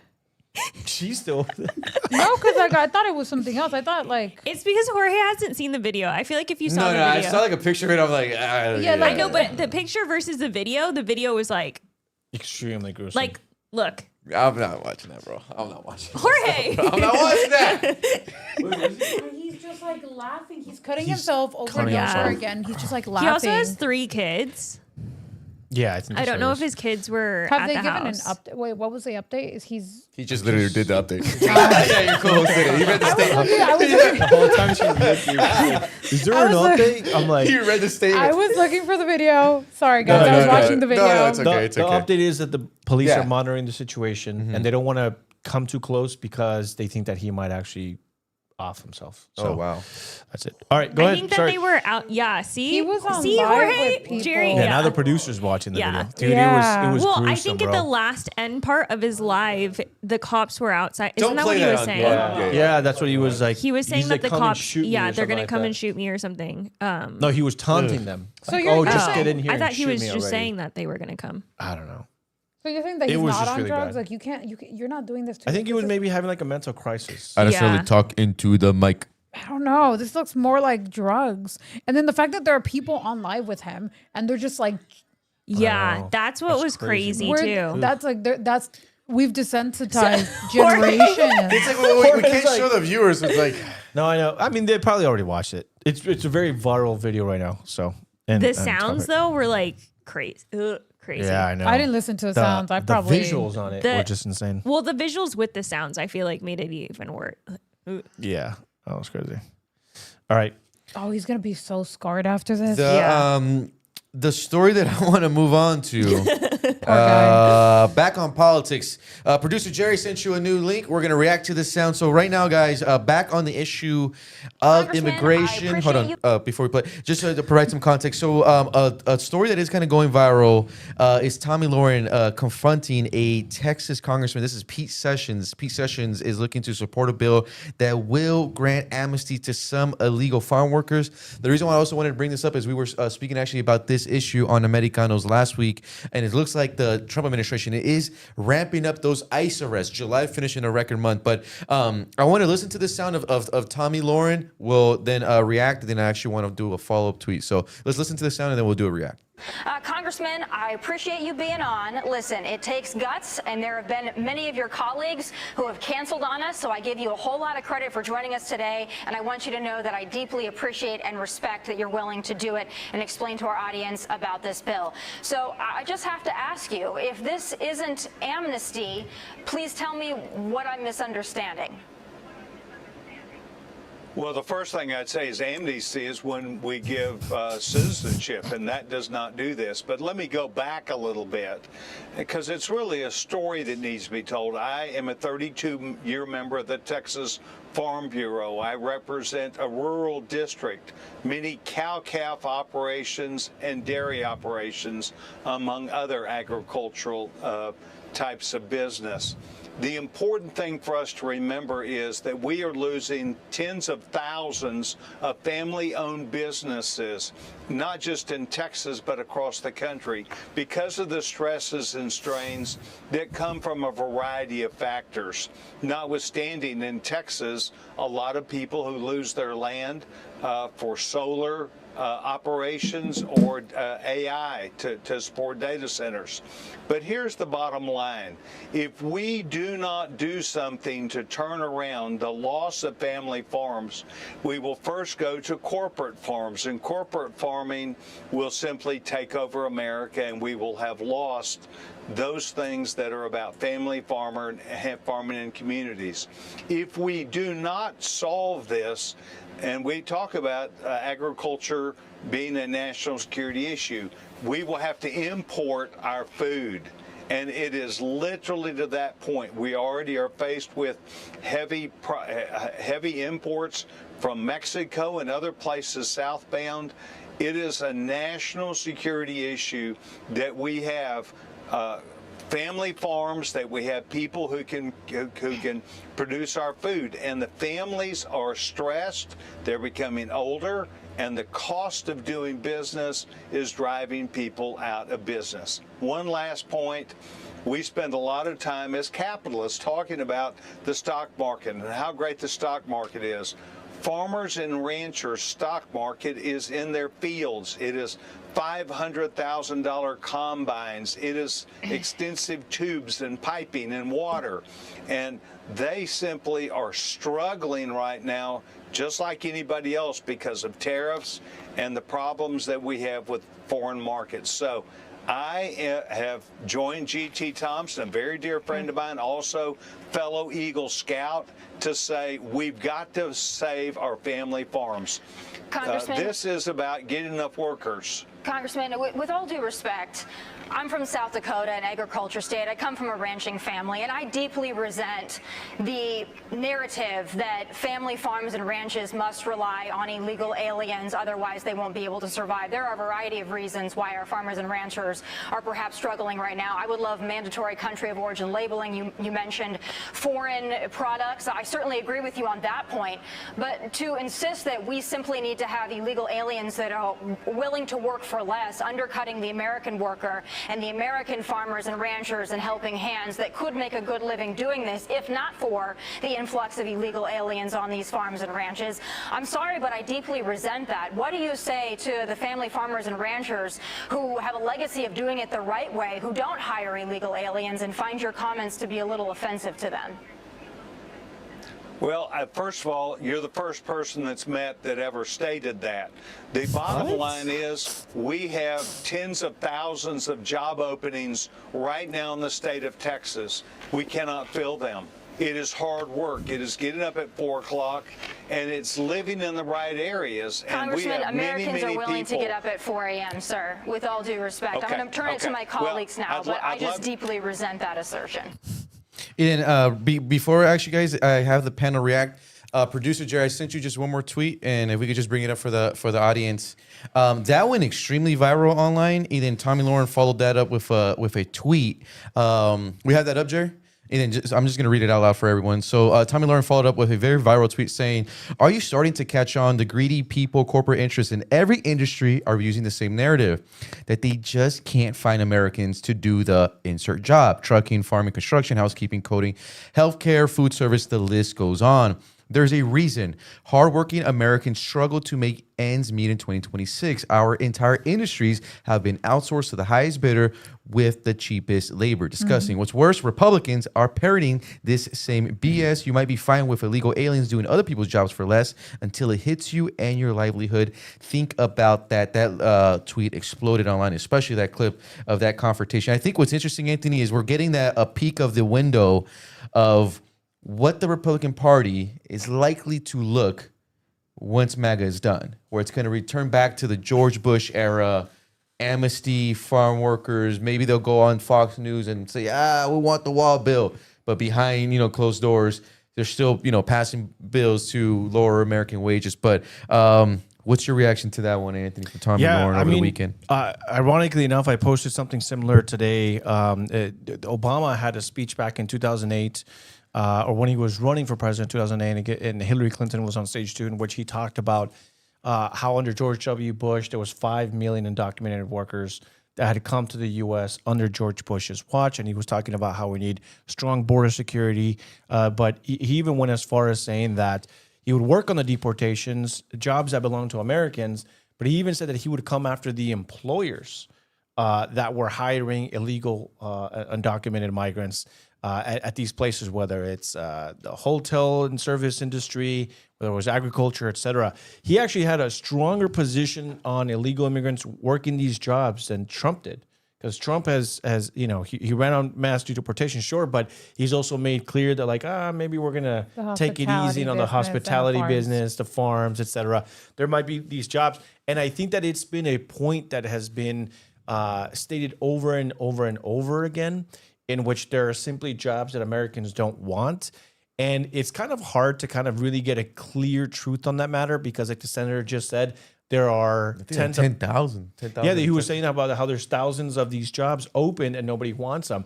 Last week, we had Chris on, and we were talking about how, I asked him that question. Remember, I asked him, do you really think that there are Americans just lined up, ready to take these jobs, to work 12-hour days picking fruit out there?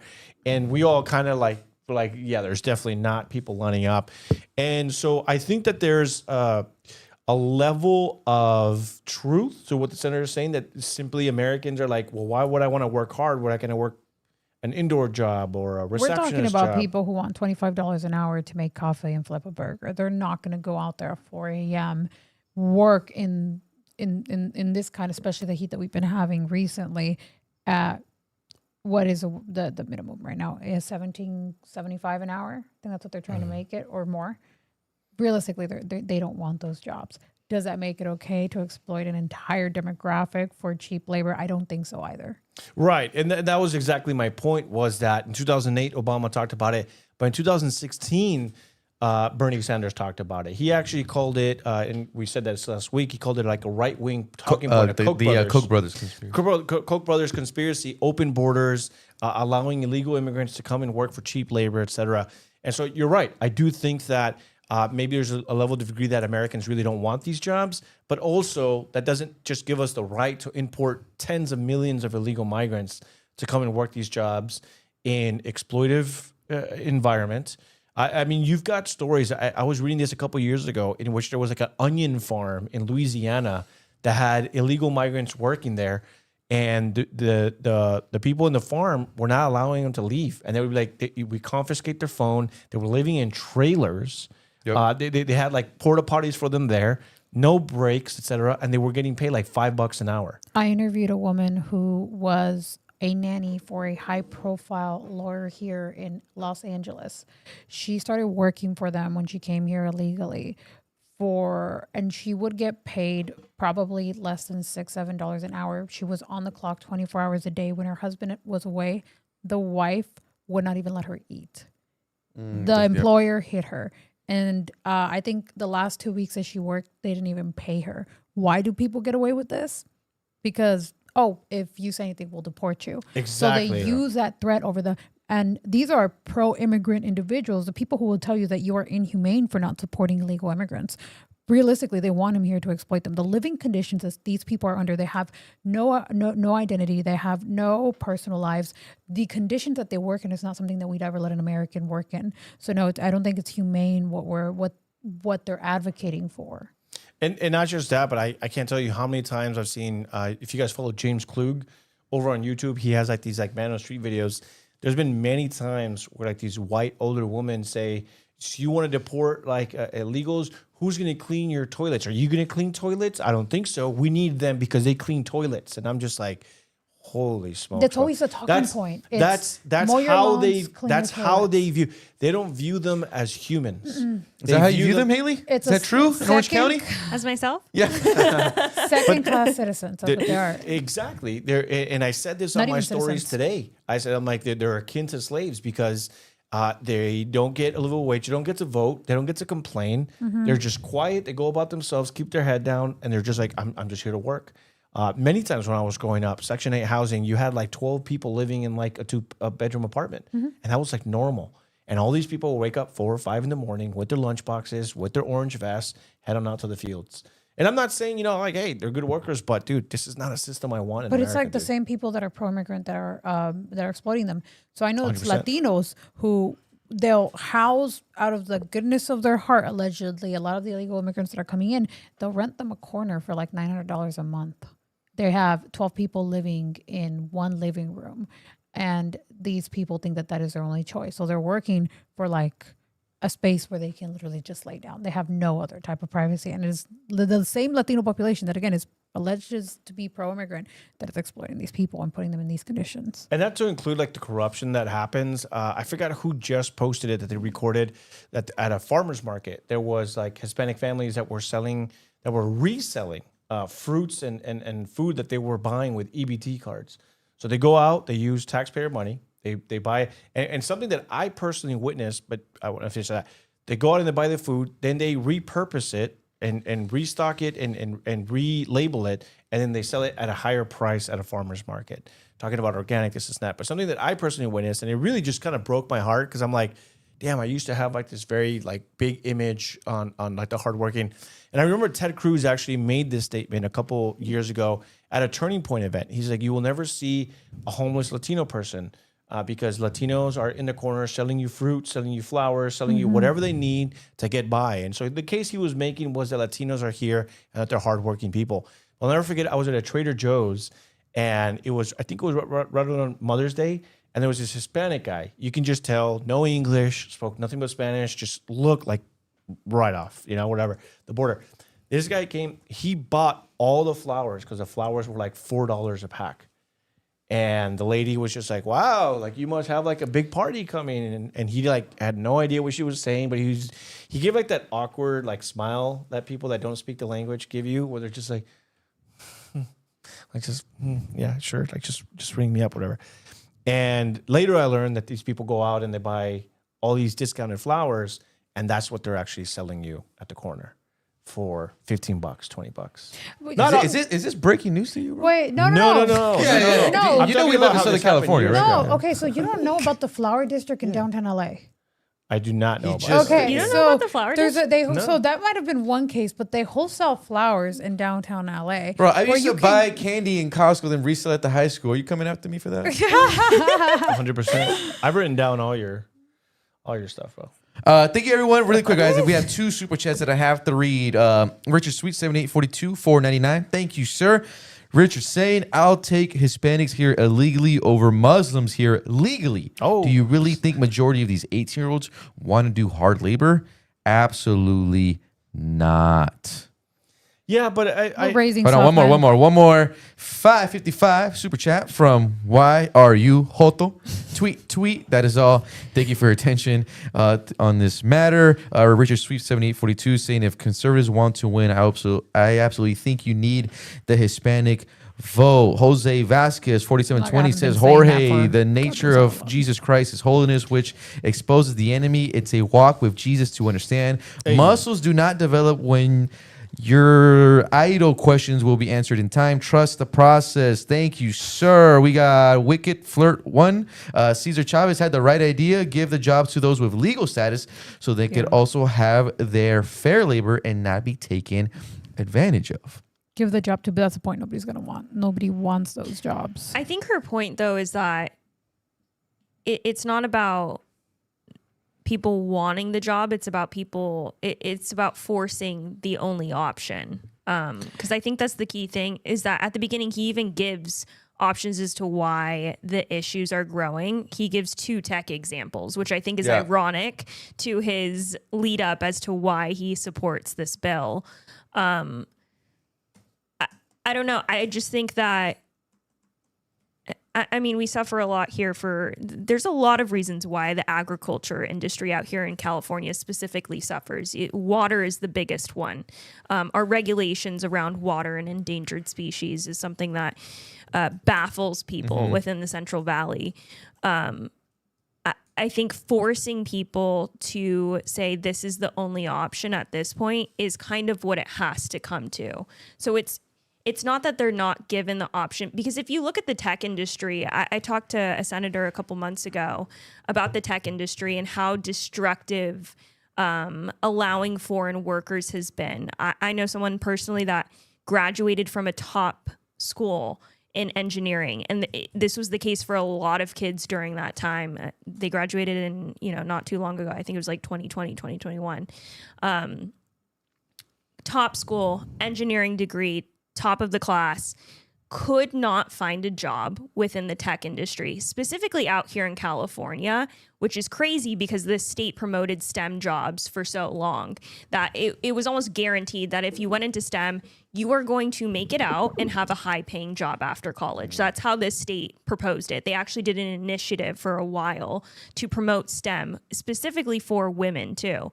And so... Bad idea. Yeah. Well, I mean... Oh, she said yeah, way too fast. Haley jumped on board real quick. STEM. I'm not a STEM person, so I think it's a bad idea. Less women in STEM.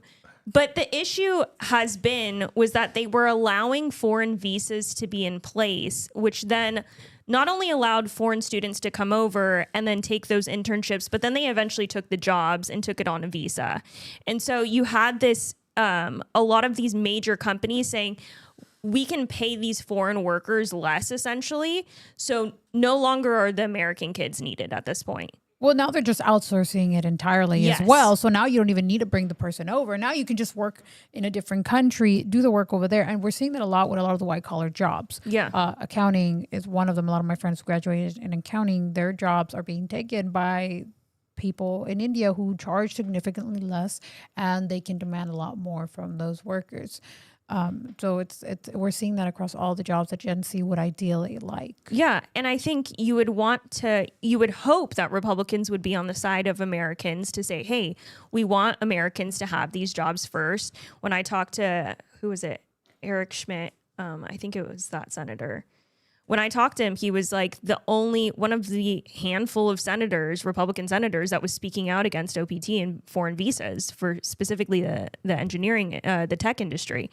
So it's like you would expect more Republicans to speak out against this and advocate for Americans and advocate for American jobs.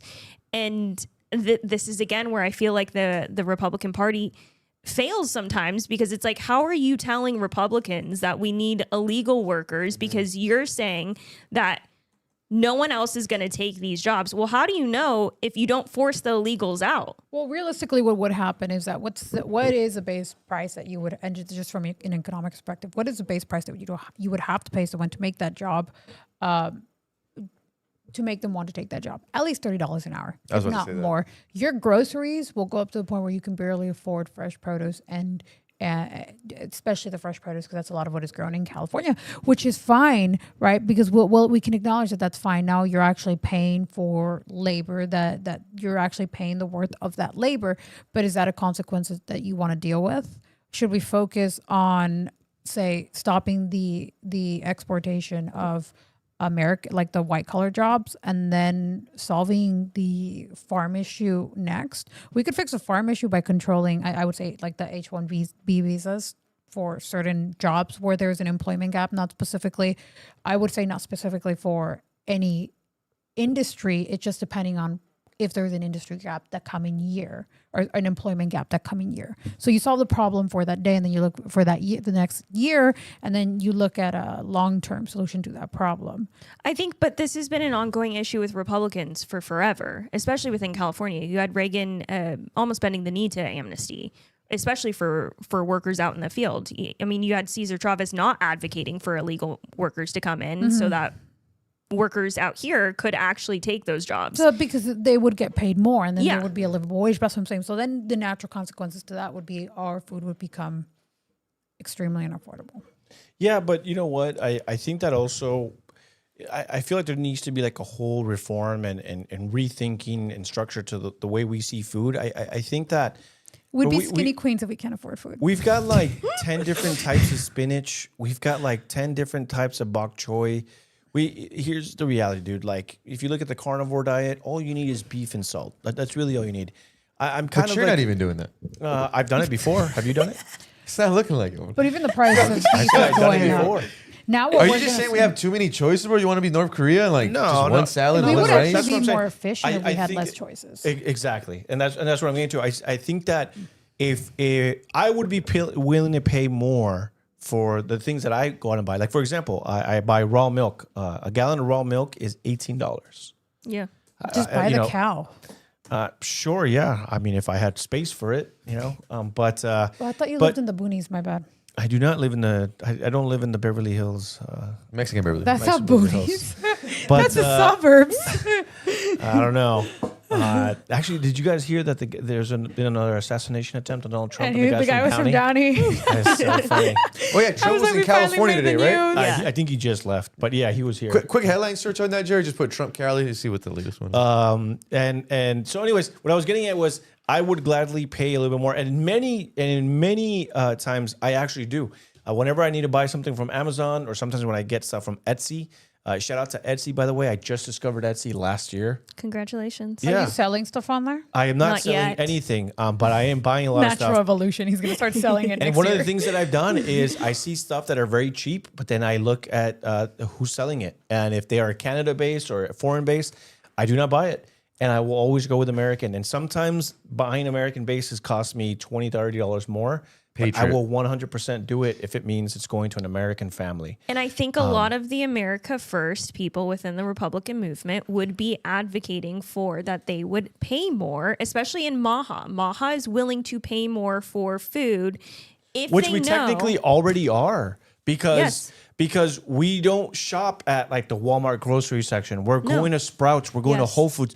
We're looking for the healthier alternatives. I feel targeted. I mean, milk. I mean, there's nothing wrong with that. I understand that it's like, but the thing is like, it's also like, I'm not rich. I'm not a rich guy by any stretch of it. You prioritize your food I over prioritize other my luxuries. food, and I've had to buy less of other things because it means more healthier options. So now we only have one coffee creamer, where before we would grab 3 different flavored ones at Walmart. Now we got the one healthy option. You know, we used to have 3 different types of coffees, but now we got the there's creamers that are healthy, especially like half and half, or it's like literally fat and butter. Like, well, yeah, but your body needs healthy fats. There's a huge difference between a healthy fat versus like processed artificial flavor. You could get into the argument of like you eating too much would make it unhealthy. Heavy cream is just a type of milk, bro. It's like dense. How is that it's not calorie dense and like fatty? This fool wants to. You really want to fight today, don't you? You're wrong. Your Sprouts heavy cream. But did I lie? Did I lie? No. But anyways, to your point though, we already are paying more, and of course, the people that are going to be angry at it are the fat, obese people that are going to Dodger games that want their 5 different varieties of vegetables that. You know, they buy it and then it goes bad in the refrigerator. And they could learn a thing or two about being healthy, not Araceli, but the obese people. Why, when you said obese people, why'd you look directly at him? Oh my God. Because he was talking. No, man. Did you guys hear that Sprouts is now selling that lab grown meat? Yes. The meatballs? I did hear about that. I only heard about the lab grown. I'm not doing that, chat. No, but Yeah, okay, so I'm my not- But issue that's with that. eventually what they want us to get to. Is Yes. that if we can't But that is bring in going the to be- legal workers to help the farms, then we got to go to the alternatives. Which is Bill Gates lab thing. grown meat, and they don't even Damn, have everything's to really about to be label fake it. and gay soon. huh? Yes. Yes. Super faking gay. And they don't even have to label it as like- as it's like lab grown. They can sell it. You actually have to look at the ingredients now. It's disgusting. You don't look at your ingredients now? Well, I don't buy Well, like with pre-made food, meat. so I don't really have to look at the ingredients. Right? Like if I'm Bro, I buying saw you at corn, it's 1 not like a.m. I'm looking for ingredients. story in your Jack in the Box. Yeah. That was the one time I went with my friend and I'm not eating Jack in the Box again. My stomach did not like that. But that's what I mean is that I think that they could learn a thing or two about, I mean, that's the whole thing of make America healthy again. Like people need to start learning that you need to be healthy. We need to not be an obese country. That's what it is. We need to not be but obese. why- Eating less. But why would we be But healthier. responsible? But you know, it's Not going. anorexic. Why would you we know? do going the to responsible thing? It's going to directly affect the natural produce more than it's going to affect the junk food. The junk food isn't going to go up in price the same way the natural produce is. But gonna I'm go up saying in that the price. people that are already buying the natural produce, the organic produce, we're willing to pay more. I'm always willing to pay more if I know that it's from America, that I know that it's organic, that I know it doesn't have any glyphosate in it. Like all of that stuff, I'm willing to put my money down because I know that And it we is already do. And we already do. Yeah, Yeah. I already do. So it's like at this point, yeah, sure, get out the illegal workers. And if you jack up the price $5 or $10, then so be it. Like, I don't care at this point. Like, that's what it is. Like, it's going to be that. But Republicans are so weak in the sense that they don't want to advocate for something that people actually want. And that's the frustrating part about Republicans like this is that it's like, at the end of the day, you just want the easier option. Like how we say Democrats benefit off of illegal migrants through voting, Republicans benefit off of it because they make money from it. And so just tell us the truth that you're making easy money off of it. Stop saying that people aren't going to go out and do the job. We don't know. And if you want to test it, go test it on a farm. Go test it. And if people have to pay the price, then let's see what it is. Yeah. Stop being fat. Stop being See, fat. now, why Like are it- you looking at him when you're saying Hey, that? So, but like it costs a I lot see of what's money going to on be here. chunky. Like, do you think I got like this? Like, food is expensive. It's like a badge of honor.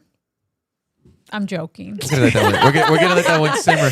I do want to get, guys, thank you everyone. It is 9:32. We got 28 minutes. Thank you everyone that is still hanging on with us live. We got GU45 Super Chat 199 saying East Coast in the house. Who needs sleep though? Thank you, man. It's already what 12:30 over there. Thank you. Wicked Flirt 1 says everyone is obese because all the processed food. Richard Sweet 7842 says colon cancer increases when we have bioengineered food. Ivan the Elite cooked. Yeah, guys, we gotta get off that. Stop. Yeah, we got Trump left at 9 p.m. and he's headed to Nevada. Trump's headed to Nevada. Ooh. Is he What's having in an event in Nevada? Nevada? Yeah, it was Los Angeles and then Nevada. I don't know if Nice. it's tonight or if it's tomorrow. For tomorrow. Okay. Yeah. Okay. We'll have a little bit more updates. We got Richard Sweet 7842, Kim Jong Anthony before GTA. Kim Jong Anthony. 6. I like It that. is, I like guys. that. I like that. You don't like that. We are, Kim guys. Jong Anthony. It suits you. We are cruising here, guys. We got through so many headlines today. Actually, pretty good. Actually, I wanted to keep it. Now that it is 9:33, bro. A little bit more laid back.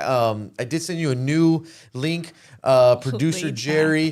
This is actually going to be a combination of culture, sports, and politics. This one viral in my algorithm, not Anthony's, but Aaron Rodgers, who plays on the Pittsburgh Steelers, that's in the NFL, National Football Association.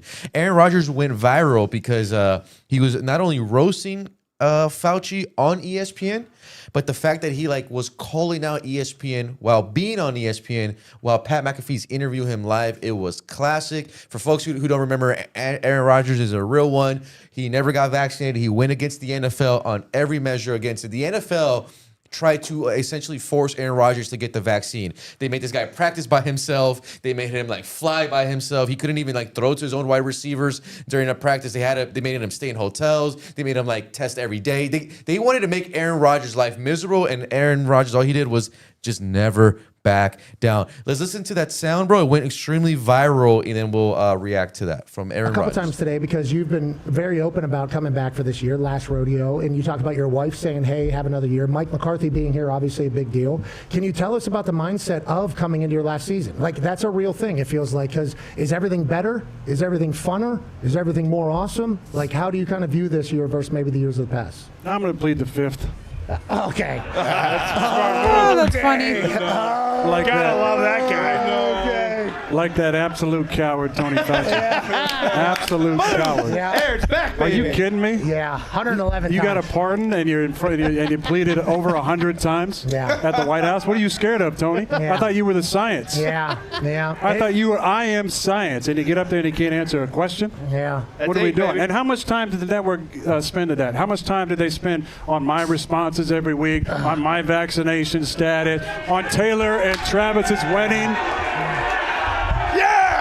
Did they do even a minute? Did they do even a minute on Tony Fauci? No, I don't think I've heard anything. I bet they didn't. But on that note, Then there was another scandal this offseason, too, involving a voter for MVP, for Coach of the Year. How much time did your network spend? Where's your camera? Did your network spend on our that? network. I wish I How much time did you spend? This is awesome. Okay. Go back to Fauci? Yeah. Go back to the coward Tony Fauci and science? Hold on now. Who's spending the entire time writing in his diary about how fun it is to be famous? You got to be kidding me. Okay, so on that note, What are you going to say about me now? Debate him, What are you going to say about me no, now? I got no debate here. You had a 500. No, seriously, what are they going to say about me now? Now you can't talk about the COVID stuff because obviously it was made, in a lab in China. That's like not even questionable anymore. Tony Fauci is an absolute criminal. I'm on good terms with my family. I'm on good terms with my family. What are you going to say now? What are you going to say I now? want to let you know, it's been a fun ride for you, I would assume, over the last It's couple. been a great life and a great career. And it's nice to be sitting on this side now, especially after that coward played the fifth over 100 times. Okay. I thought you had a part in there, Tony. Why couldn't you answer one question the entire time? Okay, Why we not? have 4 minutes until the heart out. Yeah, I got 4 more minutes in it. We can keep this shit going. We can keep it going. Anything I got at least 4 minutes. Okay, okay. We could cut. That guy's was going extremely viral just because it's. What's interesting, guys, is Pat McAfee's show is live on ESPN. So you could imagine, as someone that's worked in TV, the producer was probably yelling at Pat McAfee's ear to either cut the topic off or anything. And Aaron Rodgers kept rolling with it. He was just calling him out. And ESPN spent so much coverage attacking Aaron Rodgers, and he ended up being on the right side. So that was awesome. It went extremely viral, and it's in a moment where you have all these normies watching it. So when it kind of breaks through that zeitgeist, that was awesome. But yeah, Aaron Rodgers knew that he was live and that ESPN could not cut him out. Anthony, any reaction to that? I know you hate sports, but this actually did make it into my algorithm because of the political take on it. That Dr. Fauci. No, look, dude, I think this is good. This even kind of piggies back on who was it? Stephen A. Smith apologizing to Kyrie Irving. Saying that, like, dude, we had it wrong. We kind of worked as a cohesive media apparatus to kind of come after anyone that refused to get the vaccine, and we see the error in our judgment. And, maybe there's no accountability here. There will be definitely accountability up in heaven for these people come Judgment Day. But you know what? It is kind of nice to kind of see people like him, people like Kyrie, people just be able to sit back and be like, you know what? We were right about all of this. And we told you guys, and you guys fell for it. I mean, there was a tweet way back when that said, Big Pharma pushed out a multi-trillion-dollar operation to try to get you to get one experimental vaccine. And somehow if you survive that, like, dude, you should give yourself props in the back. Yeah, just a quick reminder, guys, because I had to pull that stat up just to remind myself. Kyrie Irving, because of the aggressive stance that he took, Kyrie Irving actually ended up losing $11.4 million for his decision. Irving refused the vaccine. New York's mandate made him ineligible for home games. He forfeited about 1% of his salary for every game missed. That's roughly $381,000 a night. Kyrie forfeited. So the total came to $11.4 million. He was called selfish, a distraction, a bad teammate, a fraud. Analysts on national television openly discussed whether the Nets should get rid of him. Smith said he hoped Kyrie Irving will get cut. Rodgers got it worse and longer. He was hammered on every network for weeks. He lost a deal, multiple deals, partnerships. He was fined by the league. He became sports designated villain. He stayed the villain for 5 straight years, through the Jets, through the Achilles, through everything. What I'm reading, guys, is a long tweet, and essentially what this tweet is getting to is that the ones who actually take the risk and take a stand, they lose something, right? And the commentators, so the ones that attack them, they never lose anything. And even for Stephen A. Smith, if Stephen A. Smith could still come and just say, I'm sorry, dude, I apologize, I was wrong. And I just thought it was interesting. But just a reminder, I remember during that time I was on my Insta story, dude. I think every day I was blasting Kyrie Irving posts like, this is my guy. Kyrie Irving has always been great. And if you guys, for folks who are just not into sports, just type in like Kyrie Irving, just listen to the way he talks. Such an independent thinker, man. He's like super different from the rest. Red Bear 85, $20 super chat coming in right now. Thank you, Red Bear. You're an amazing people. Adeseli, keep up the great work. My liberal friends so happen to like your critical thinking skills, and they are seeing improvement from you. Thank you, Red Bear 85. Always sticking with us. We got about 20 minutes here, guys. But yeah, that one making the rounds on social media. The Aaron Rodgers, Fauci. Moving along here, guys, as we're kind of winding down. What's up, guys? Yeah, I have to be nicer on social media, and it makes me more likable. My father found my Facebook. What did he say? What'd your dad say? Well, he shared it. What did you say at first? I don't remember, but he shared it with his like pastor friends. What did you say? I call people stupid, but I do that all the time. He's like, you can't be calling people stupid anymore. And I was like, but people love it when I do. Yeah, but his pastor friends now watch my videos, and it's so funny. They'll come up to me, they'll be like, I love your videos. But now I have to be like conscious that there is like a lot, like men of deep faith watching my videos, judging me all the time. That's a lot of pressure. That's a lot of pressure. Dude, tonight, guys, we went through a lot of headlines. There was just like a lot of news to cover, and I think Thursday is going to be also an interesting show. I did at least, guys, but we still have 19 minutes here to go. Haley, if you want to touch a bit about your reporting here at a SoCal, and we'll probably hammer it more on our Thursday show. Yeah, it kind of goes with the farming and everything. I'm not sure, producer Jerry, if you could pull her headline up from Haley's talking points. Oh, sorry. It's right under the first one, but basically, what I started an investigation a few months ago into Orange County spraying hundreds of thousands of gallons of glyphosate and herbicides into the creekways that go into the oceans. This was a whistleblower story that broke in January thanks to a group started by a couple residents called the Creek Team OC. They all live out of South County, so they were pretty upset with the Board of Supervisors. One of the Board of Supervisors, it's her district, Katrina Foley.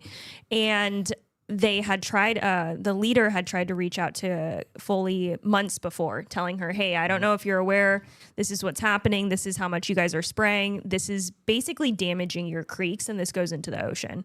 Now, they later did a town hall. There were no answers. There was a lot of talk about potential tests. Glyphosate had stopped by January 2025, but they were still spraying herbicides. And so during that time when we had interviewed them, my company and I wanted to go and get our own samples done. So we decided to go to the labs that were out in the county, and those labs had denied us. One verbally stated that it was due to concerns about the contracts. Now, that they didn't say which contract, but one of their major contracts was with the county itself. And then the lab that they then referred us to was also denied us on email, saying it was due to concerns of their contracts. And so there was this whole internal debate. We went to like 7 different labs. All of them said no. Some of them were like, we're not going to go there. Others were like, we don't have the resources to do this. Go to the 2 major labs, which had already denied us. So we had to send it out to Iowa.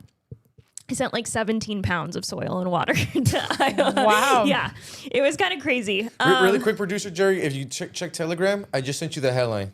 Just like that. This is like this. If you guys are interested in Haley's reporting, literally you'll have that story there available.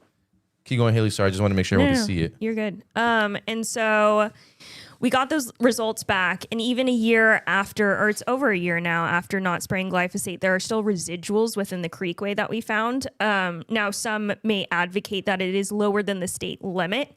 The state actually had a proposition. It was, I believe, Proposition 65 a few years back, where they labeled glyphosate as cancerous.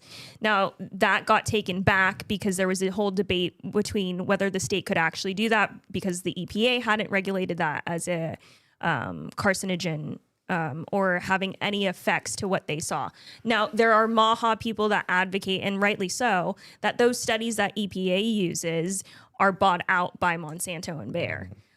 So those independent studies that they use to say, hey, glyphosate isn't cancerous or it's non-carcinogenic to humans, those studies are done by the people who then support glyphosate. So I just think it's really interesting that the county, the Board of Supervisors has a massive budget. I believe it's in I want to say high millions. It's larger than some state budgets. But that they couldn't do their own testing. It had to be on the fact that the people itself. And I think it's an important issue because pesticides have been a real big heavy topic in Orange County because in Ladera, they've been talking about it quite a lot since the Ewing sarcoma cases have popped up, which is a rare childhood cancer. So yeah, that was basically our findings of glyphosate within the creekways. Also, funny fact was that TCP, which is it's a byproduct of one of the chemicals that they use within pesticides, that was sprayed heavily within Doheny State Beach. Now, that state beach has millions of dollars poured into it to build a fish ladder to protect an endangered steelhead trout. We've poured, I think it's close to $26 million to build this fish ladder at the same time that we're spraying pesticides into the same. I mean, it's not like, out of all things, it's like, oh, the irony of California of we love our regulations and to protect, the endangered species. But let's pour this cancer over everything. Literally, TCP. So the thing that we found, TCP itself is known to harm aquatic life, specifically. It's specific. They don't have long-term studies on humans, but specific to aquatic life, they have probably not use it. That's crazy, bro. Yeah. Leave it to California officials, bro. You know what I mean? These people are not able to, let's just build a little ramp. But at the end of the ramp, don't have it connected to anything. So that way they just die, It's leave it to them. We got to help the fish. But here, sprinkle some cancer on them, So, man. That's funny. Really quick, guys, I want to thank Sarah here, who just joined the Informed community. Thank you, Sarah. We got some chats here coming in, guys. We got about 13 minutes live here on the show. TBW Studio saying 70% of the vote in. El Said still up by 3%. Yep, looking like he will win. TBW Studios also following up saying Haley is so smart that Anthony finally has manners and not interrupted her. What the fuck is this? What is happening right now? How is this my fault? We got Isaac Hernandez saying, Haley, this is riveting journalism. How could a finance bro not love this? Thanks, Isaac. That's my friend. Paulie Comer says, Haley is so intelligent. Wow. I will switch my major to finance. Okay, we got some finance bro energy. We're gonna get you got to be finance bro. What's the other one? 6'5", 7 figures, 6'5". 7 figures. The height isn't a real big thing for me. Well, if he's making 7 figures, he can be 5'5". So I don't know about short king. 5'5"? Yeah, she's like 7 figures a year. Yeah. Okay. Short king with 7 figures. He's tall on it when he stands on his wallet. You could do that, Haley. Haley, you could deal with that. How tall are you? I'm 5'5". There you go, dude. You're looking at him. Watermelon could be short worse. King. Yeah. Get your watermelon short king. I mean, I wasn't going for 6'7", but 5'8". If you want somebody making 7 figures, you can increase the pool by making him 5'5" and up to 80 years old. Let's not make it 80. Can we should do a show where we just invite finance bros and do speed dating for Haley, bro. What the finance what bros. the hell are we, this is That would be so funny. We should. Americanos 100. will not stoop down to that level. This is a We have standards. That's standards. Wait, hold on. Wait, those are high standards. What are you talking We're about? promoting marriage, bro. Yeah. That's a conservative value. Don't you want these ladies to Oh, get and married? Christian. Yeah. Oh, here Right? we go. You're She's living she's living in sin over here, bro. She's not married yet. She's not in the That's kitchen. not, yet. that's not sinful. Yeah, that's not sinful sinful. about That's living not single. sinful. That's not sinful. Wait, hold on. I Being can't even single troll here. isn't Being single is sinful. not sin. Oh my God. Wait, aren't you single? Yeah. Yeah, okay. Wait, hold up. He wakes up every Don't day, you have he's a like, kid? Yeah. I'm a single Yes. being single today. Okay, I got a couple more here coming in. TBW Suitor says, I'm 5'6", so you're saying there's a chance? Yes. Right? Why are you That answering is so for funny. That reminds me of the Dumb and Dumber. So you're saying Oh, there's a my chance. God, I need to rewatch that. That's so funny. That's good. That's You've good. got a lot of potential prospects in the comments. I appreciate that. You're welcome. I told you it would work. Yeah, when you get off, you're going to look at your DMs and they're going to be. All right, Araceli, do I need to contact your father about how you're pimping people out? I'm sure he's watching. It's not pimping. It's not pimping out. I'm Do trying you to not set want her us to be up. married? Holy Yeah. smokes. Wait, hold on. No. Not today, not right now. Why not? Why not? Because we got 10 minutes left. Yeah. We're trying to find a respectable young man. I feel like that is something that anybody could respect. It's hard out here in California. Why? How is it hard? What do you mean? Why? How is it Have hard? you met? You've been married for how long now? Have you met the men here? Yeah, How's it hard, though? What's wrong with Jorge? That was quick. He's quick. Oh, he's good. He's good. Why did you make that face? Yo, Araceli? she's out of here. She's out of I have here. the right to exercise my Fifth Amendment. All right, Anthony Fauci. Now what's wrong with the California men? We got Red Ray 85 says I'm 6'5". They're like half of them don't even know their gender, and if you're lucky enough to find one that Who are does- you hanging out with? Well, she's at a gay bar. Yeah, of course, like, they're who not are you knowing hanging the out freaking with? Gay bar or gender. not? Gay bar or not? Wait, It's wait, very, wait, very wait, true. wait, wait. fair. Araceli goes to A la gay verga. bars Okay, you and know talks what? about how the men don't know their genders. Yeah. Well, no shit, Araceli. No, You're going to gay no bars. It wasn't argument to just that. gay. Well, it was with the gays at a bar, but it wasn't specifically. No, it was gay bars. It was Okay. both. It was They were both. both. Yeah, okay. Bro, But I still be besides hanging with the that, gays. it's true. Araceli, dude, she's like at a She gay loves bar the and gays. she's like, I can't find a good man that just likes women. Well, no shit, Sherlock. You're at a freaking gay bar. I'm not gonna find a good man at a bar. Like I'm just very well aware. I'm not going to a bar to find a man. But you're always with gays, bro. You got like 4 with yes, you because always. because they ward off the straight men. I'm confused here, bro. Dude, okay. I so don't know she's what to do trying here. to She's find a saying- good Is it man the in opposite? California. She's saying but at she the hangs bar, out. at the bar, there's not good straight men. It's the That's what she's autism, isn't saying. it, guys? How will you know that if you're warding them all off? Because You expect us to find our husbands at the bar? You're Yeah. the first Have man you who's ever met told women? me this. Ever? Like these women are going out to like clubs. There's like Yeah. entire Women! there's entire algorithms Yeah. that literally say But, you know, I went out on a Friday night and it turns out that my husband was looking for a hoe and I was the Do they hoe have and now standards? we're married. We are not calling ourselves hoes. And I'm not willing to bring myself down to that level. You don't think true love could be found at a bar or a club? Doubt at a club. I don't go to clubs, but bars. Not that it's any better. It's just not my personality. Okay. All right. I guess let me pose it to you this way. You go to bars. Yes, Would you consider yourself a decent person? I would. Okay, so if you are a decent person and you go to a bar, what makes you think you're the only decent person that goes It's to a not bar? that I don't. I think I'm the only decent person. The reality is that I'm not going there to find a date. So anybody who's going up to me to talk to me is the kind of person that's going up to Okay, find a but date. where So- are you going to find a date then? Because that's how it happens. You're out at the You have to mall. go where people you go to are. church. Yeah, Yeah. like Yeah, where but are I'm you like going? where people are. Where's the date center then? I have Where's no the idea. location? I have no Is there idea. like a dating center Yeah. that Mayor Bass put up or what? No, that's what we're saying is That's that what we're it's hard saying, to yeah. find someone So we're- because there is no dating center. Yeah, so what What do you There's a want? dating website. No, ChristianMingles.com. Oh my gosh, boomer. You That's think a the dating boomer websites work? Have you mean- ever, as a woman? No. It's way easier to. Isn't it easier to find a good guy out there, dude? It's like not that hard for you guys. No, it's not. All you have to be is you guys aren't in shape, women. not annoying. You guys aren't No, women. the problem isn't that you don't Someone's have. gonna save The you. problem isn't that you don't have options. The problem is that you have to sort through a bunch of trash and liars to find the good men, and then you don't even know if they're good men because people lie. So I think it's that's wasting your time. I think I'm finding the problem. We're expecting like perfect men to just show up. That's Not not perfect. true. I don't need perfect. Okay. It's literally just basic standards Yeah. that men don't meet, specifically in like what? California. Name some standards. Have a job. Let's go. For starters, treat your family right. A family, faith.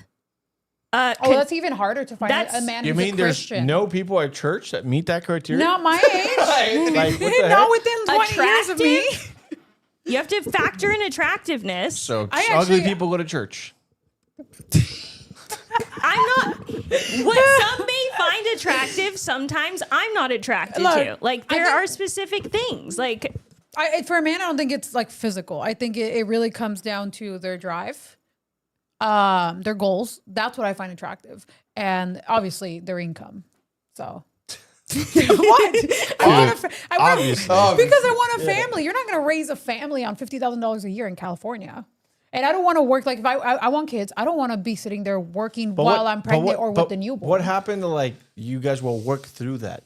I met my wife when I was in high school. You think that I met any of that criteria? Oh, this guy needs to have a business. But we're not in high school anymore. At our age, you should be at a certain point in your life where you can at the very least be self-sustaining or even more progressed. It was different when you're back in high school because you're literally pinning your hopes and dreams on a person. At this point, if a man is 30 years old, he shouldn't have hopes and dreams. He should have a reputation and a career. You heard it, man. You're 30 years old. Fuck your hopes and dreams. You have a mansion, bro. You heard it here folks on Americanos Podcast. You should be manifesting your hopes and dreams at 30. high school is very different than when you're 30. Not manifesting. You should be you should be manifesting. working out your hopes and dreams, like making them happen at 30. This is crazy to Wait, me. would you want your daughter would you want your daughter to get with a man who's 30 years old and has nothing going for him? Oh, well, my daughter and I made a pinky promise when she was 2. She's never getting married. So I still have that video. It's recorded. So she ain't getting married anytime I think soon. that changes when she turns 30. I think that changes. Guys, we got 4 minutes. I do want to read. Me and my dad made that same pinky promise, and he can't wait to get rid of me. Guys, I do want to read. I want to read some of the super chats here that many of them are chiming into this conversation. We got Jose Vasquez, 4720, saying, Araceli needs to work on her faith. Imagine telling Jesus, I didn't have a kid because of money. LOL. Wicked hard. No. But it would be if I would be irresponsible of me to have a child without knowing that I can financially provide for that child, putting that child through hunger and not being able to give it my 100% Black people all do it all as the a time, parent. Oh, okay. Highest crime rates. Okay. That is not what I want for my child. It's not just okay. She doubled down. You think I want to be married to someone with a high crime rate? That is crazy, bro. Hey, Jamal, you ain't got no chance. DeMarcus, you ain't got no chance of Araceli. All I'm saying is this. My grandparents in Mexico had like 10 kids, and these guys didn't have 2 nickels to But rub when together. did they meet? They were like 12 when they met. At a bar. What? What age did they meet? That's irrelevant. No, Good. it's not. It's kinda irrelevant. It is not irrelevant. Irrelevant, Your Honor. You see, you don't want to answer the question because you know that we're right. We got a $20 super chat that just came in from Ruth Ann. She's saying, Haley Araceli, love the vulnerability to the facts in modern dating scene. We got TBW Studio saying, Anthony, so base. Oh, another super chat, $5. Jose Vasquez 4720 says, welcome to the dating center. Please donate for speed dating. LOL. We Thank you should guys. do like a conservative speed dating episode. We got. Okay, wait. Should we just make like an episode just talking about like modern dating? Oh, and, we like, the could. problems? I think we Yeah, I think people Right? like that. They like hearing about that. Because we have 4 different perspectives from 4 different. But maybe we just make it for Situations. like a subscribers only. There you go. That's up to you. You're the That's boss. a really good way to do it. Subscribers only. Ivan the Elite says, I've had poor families have kids and they make it work.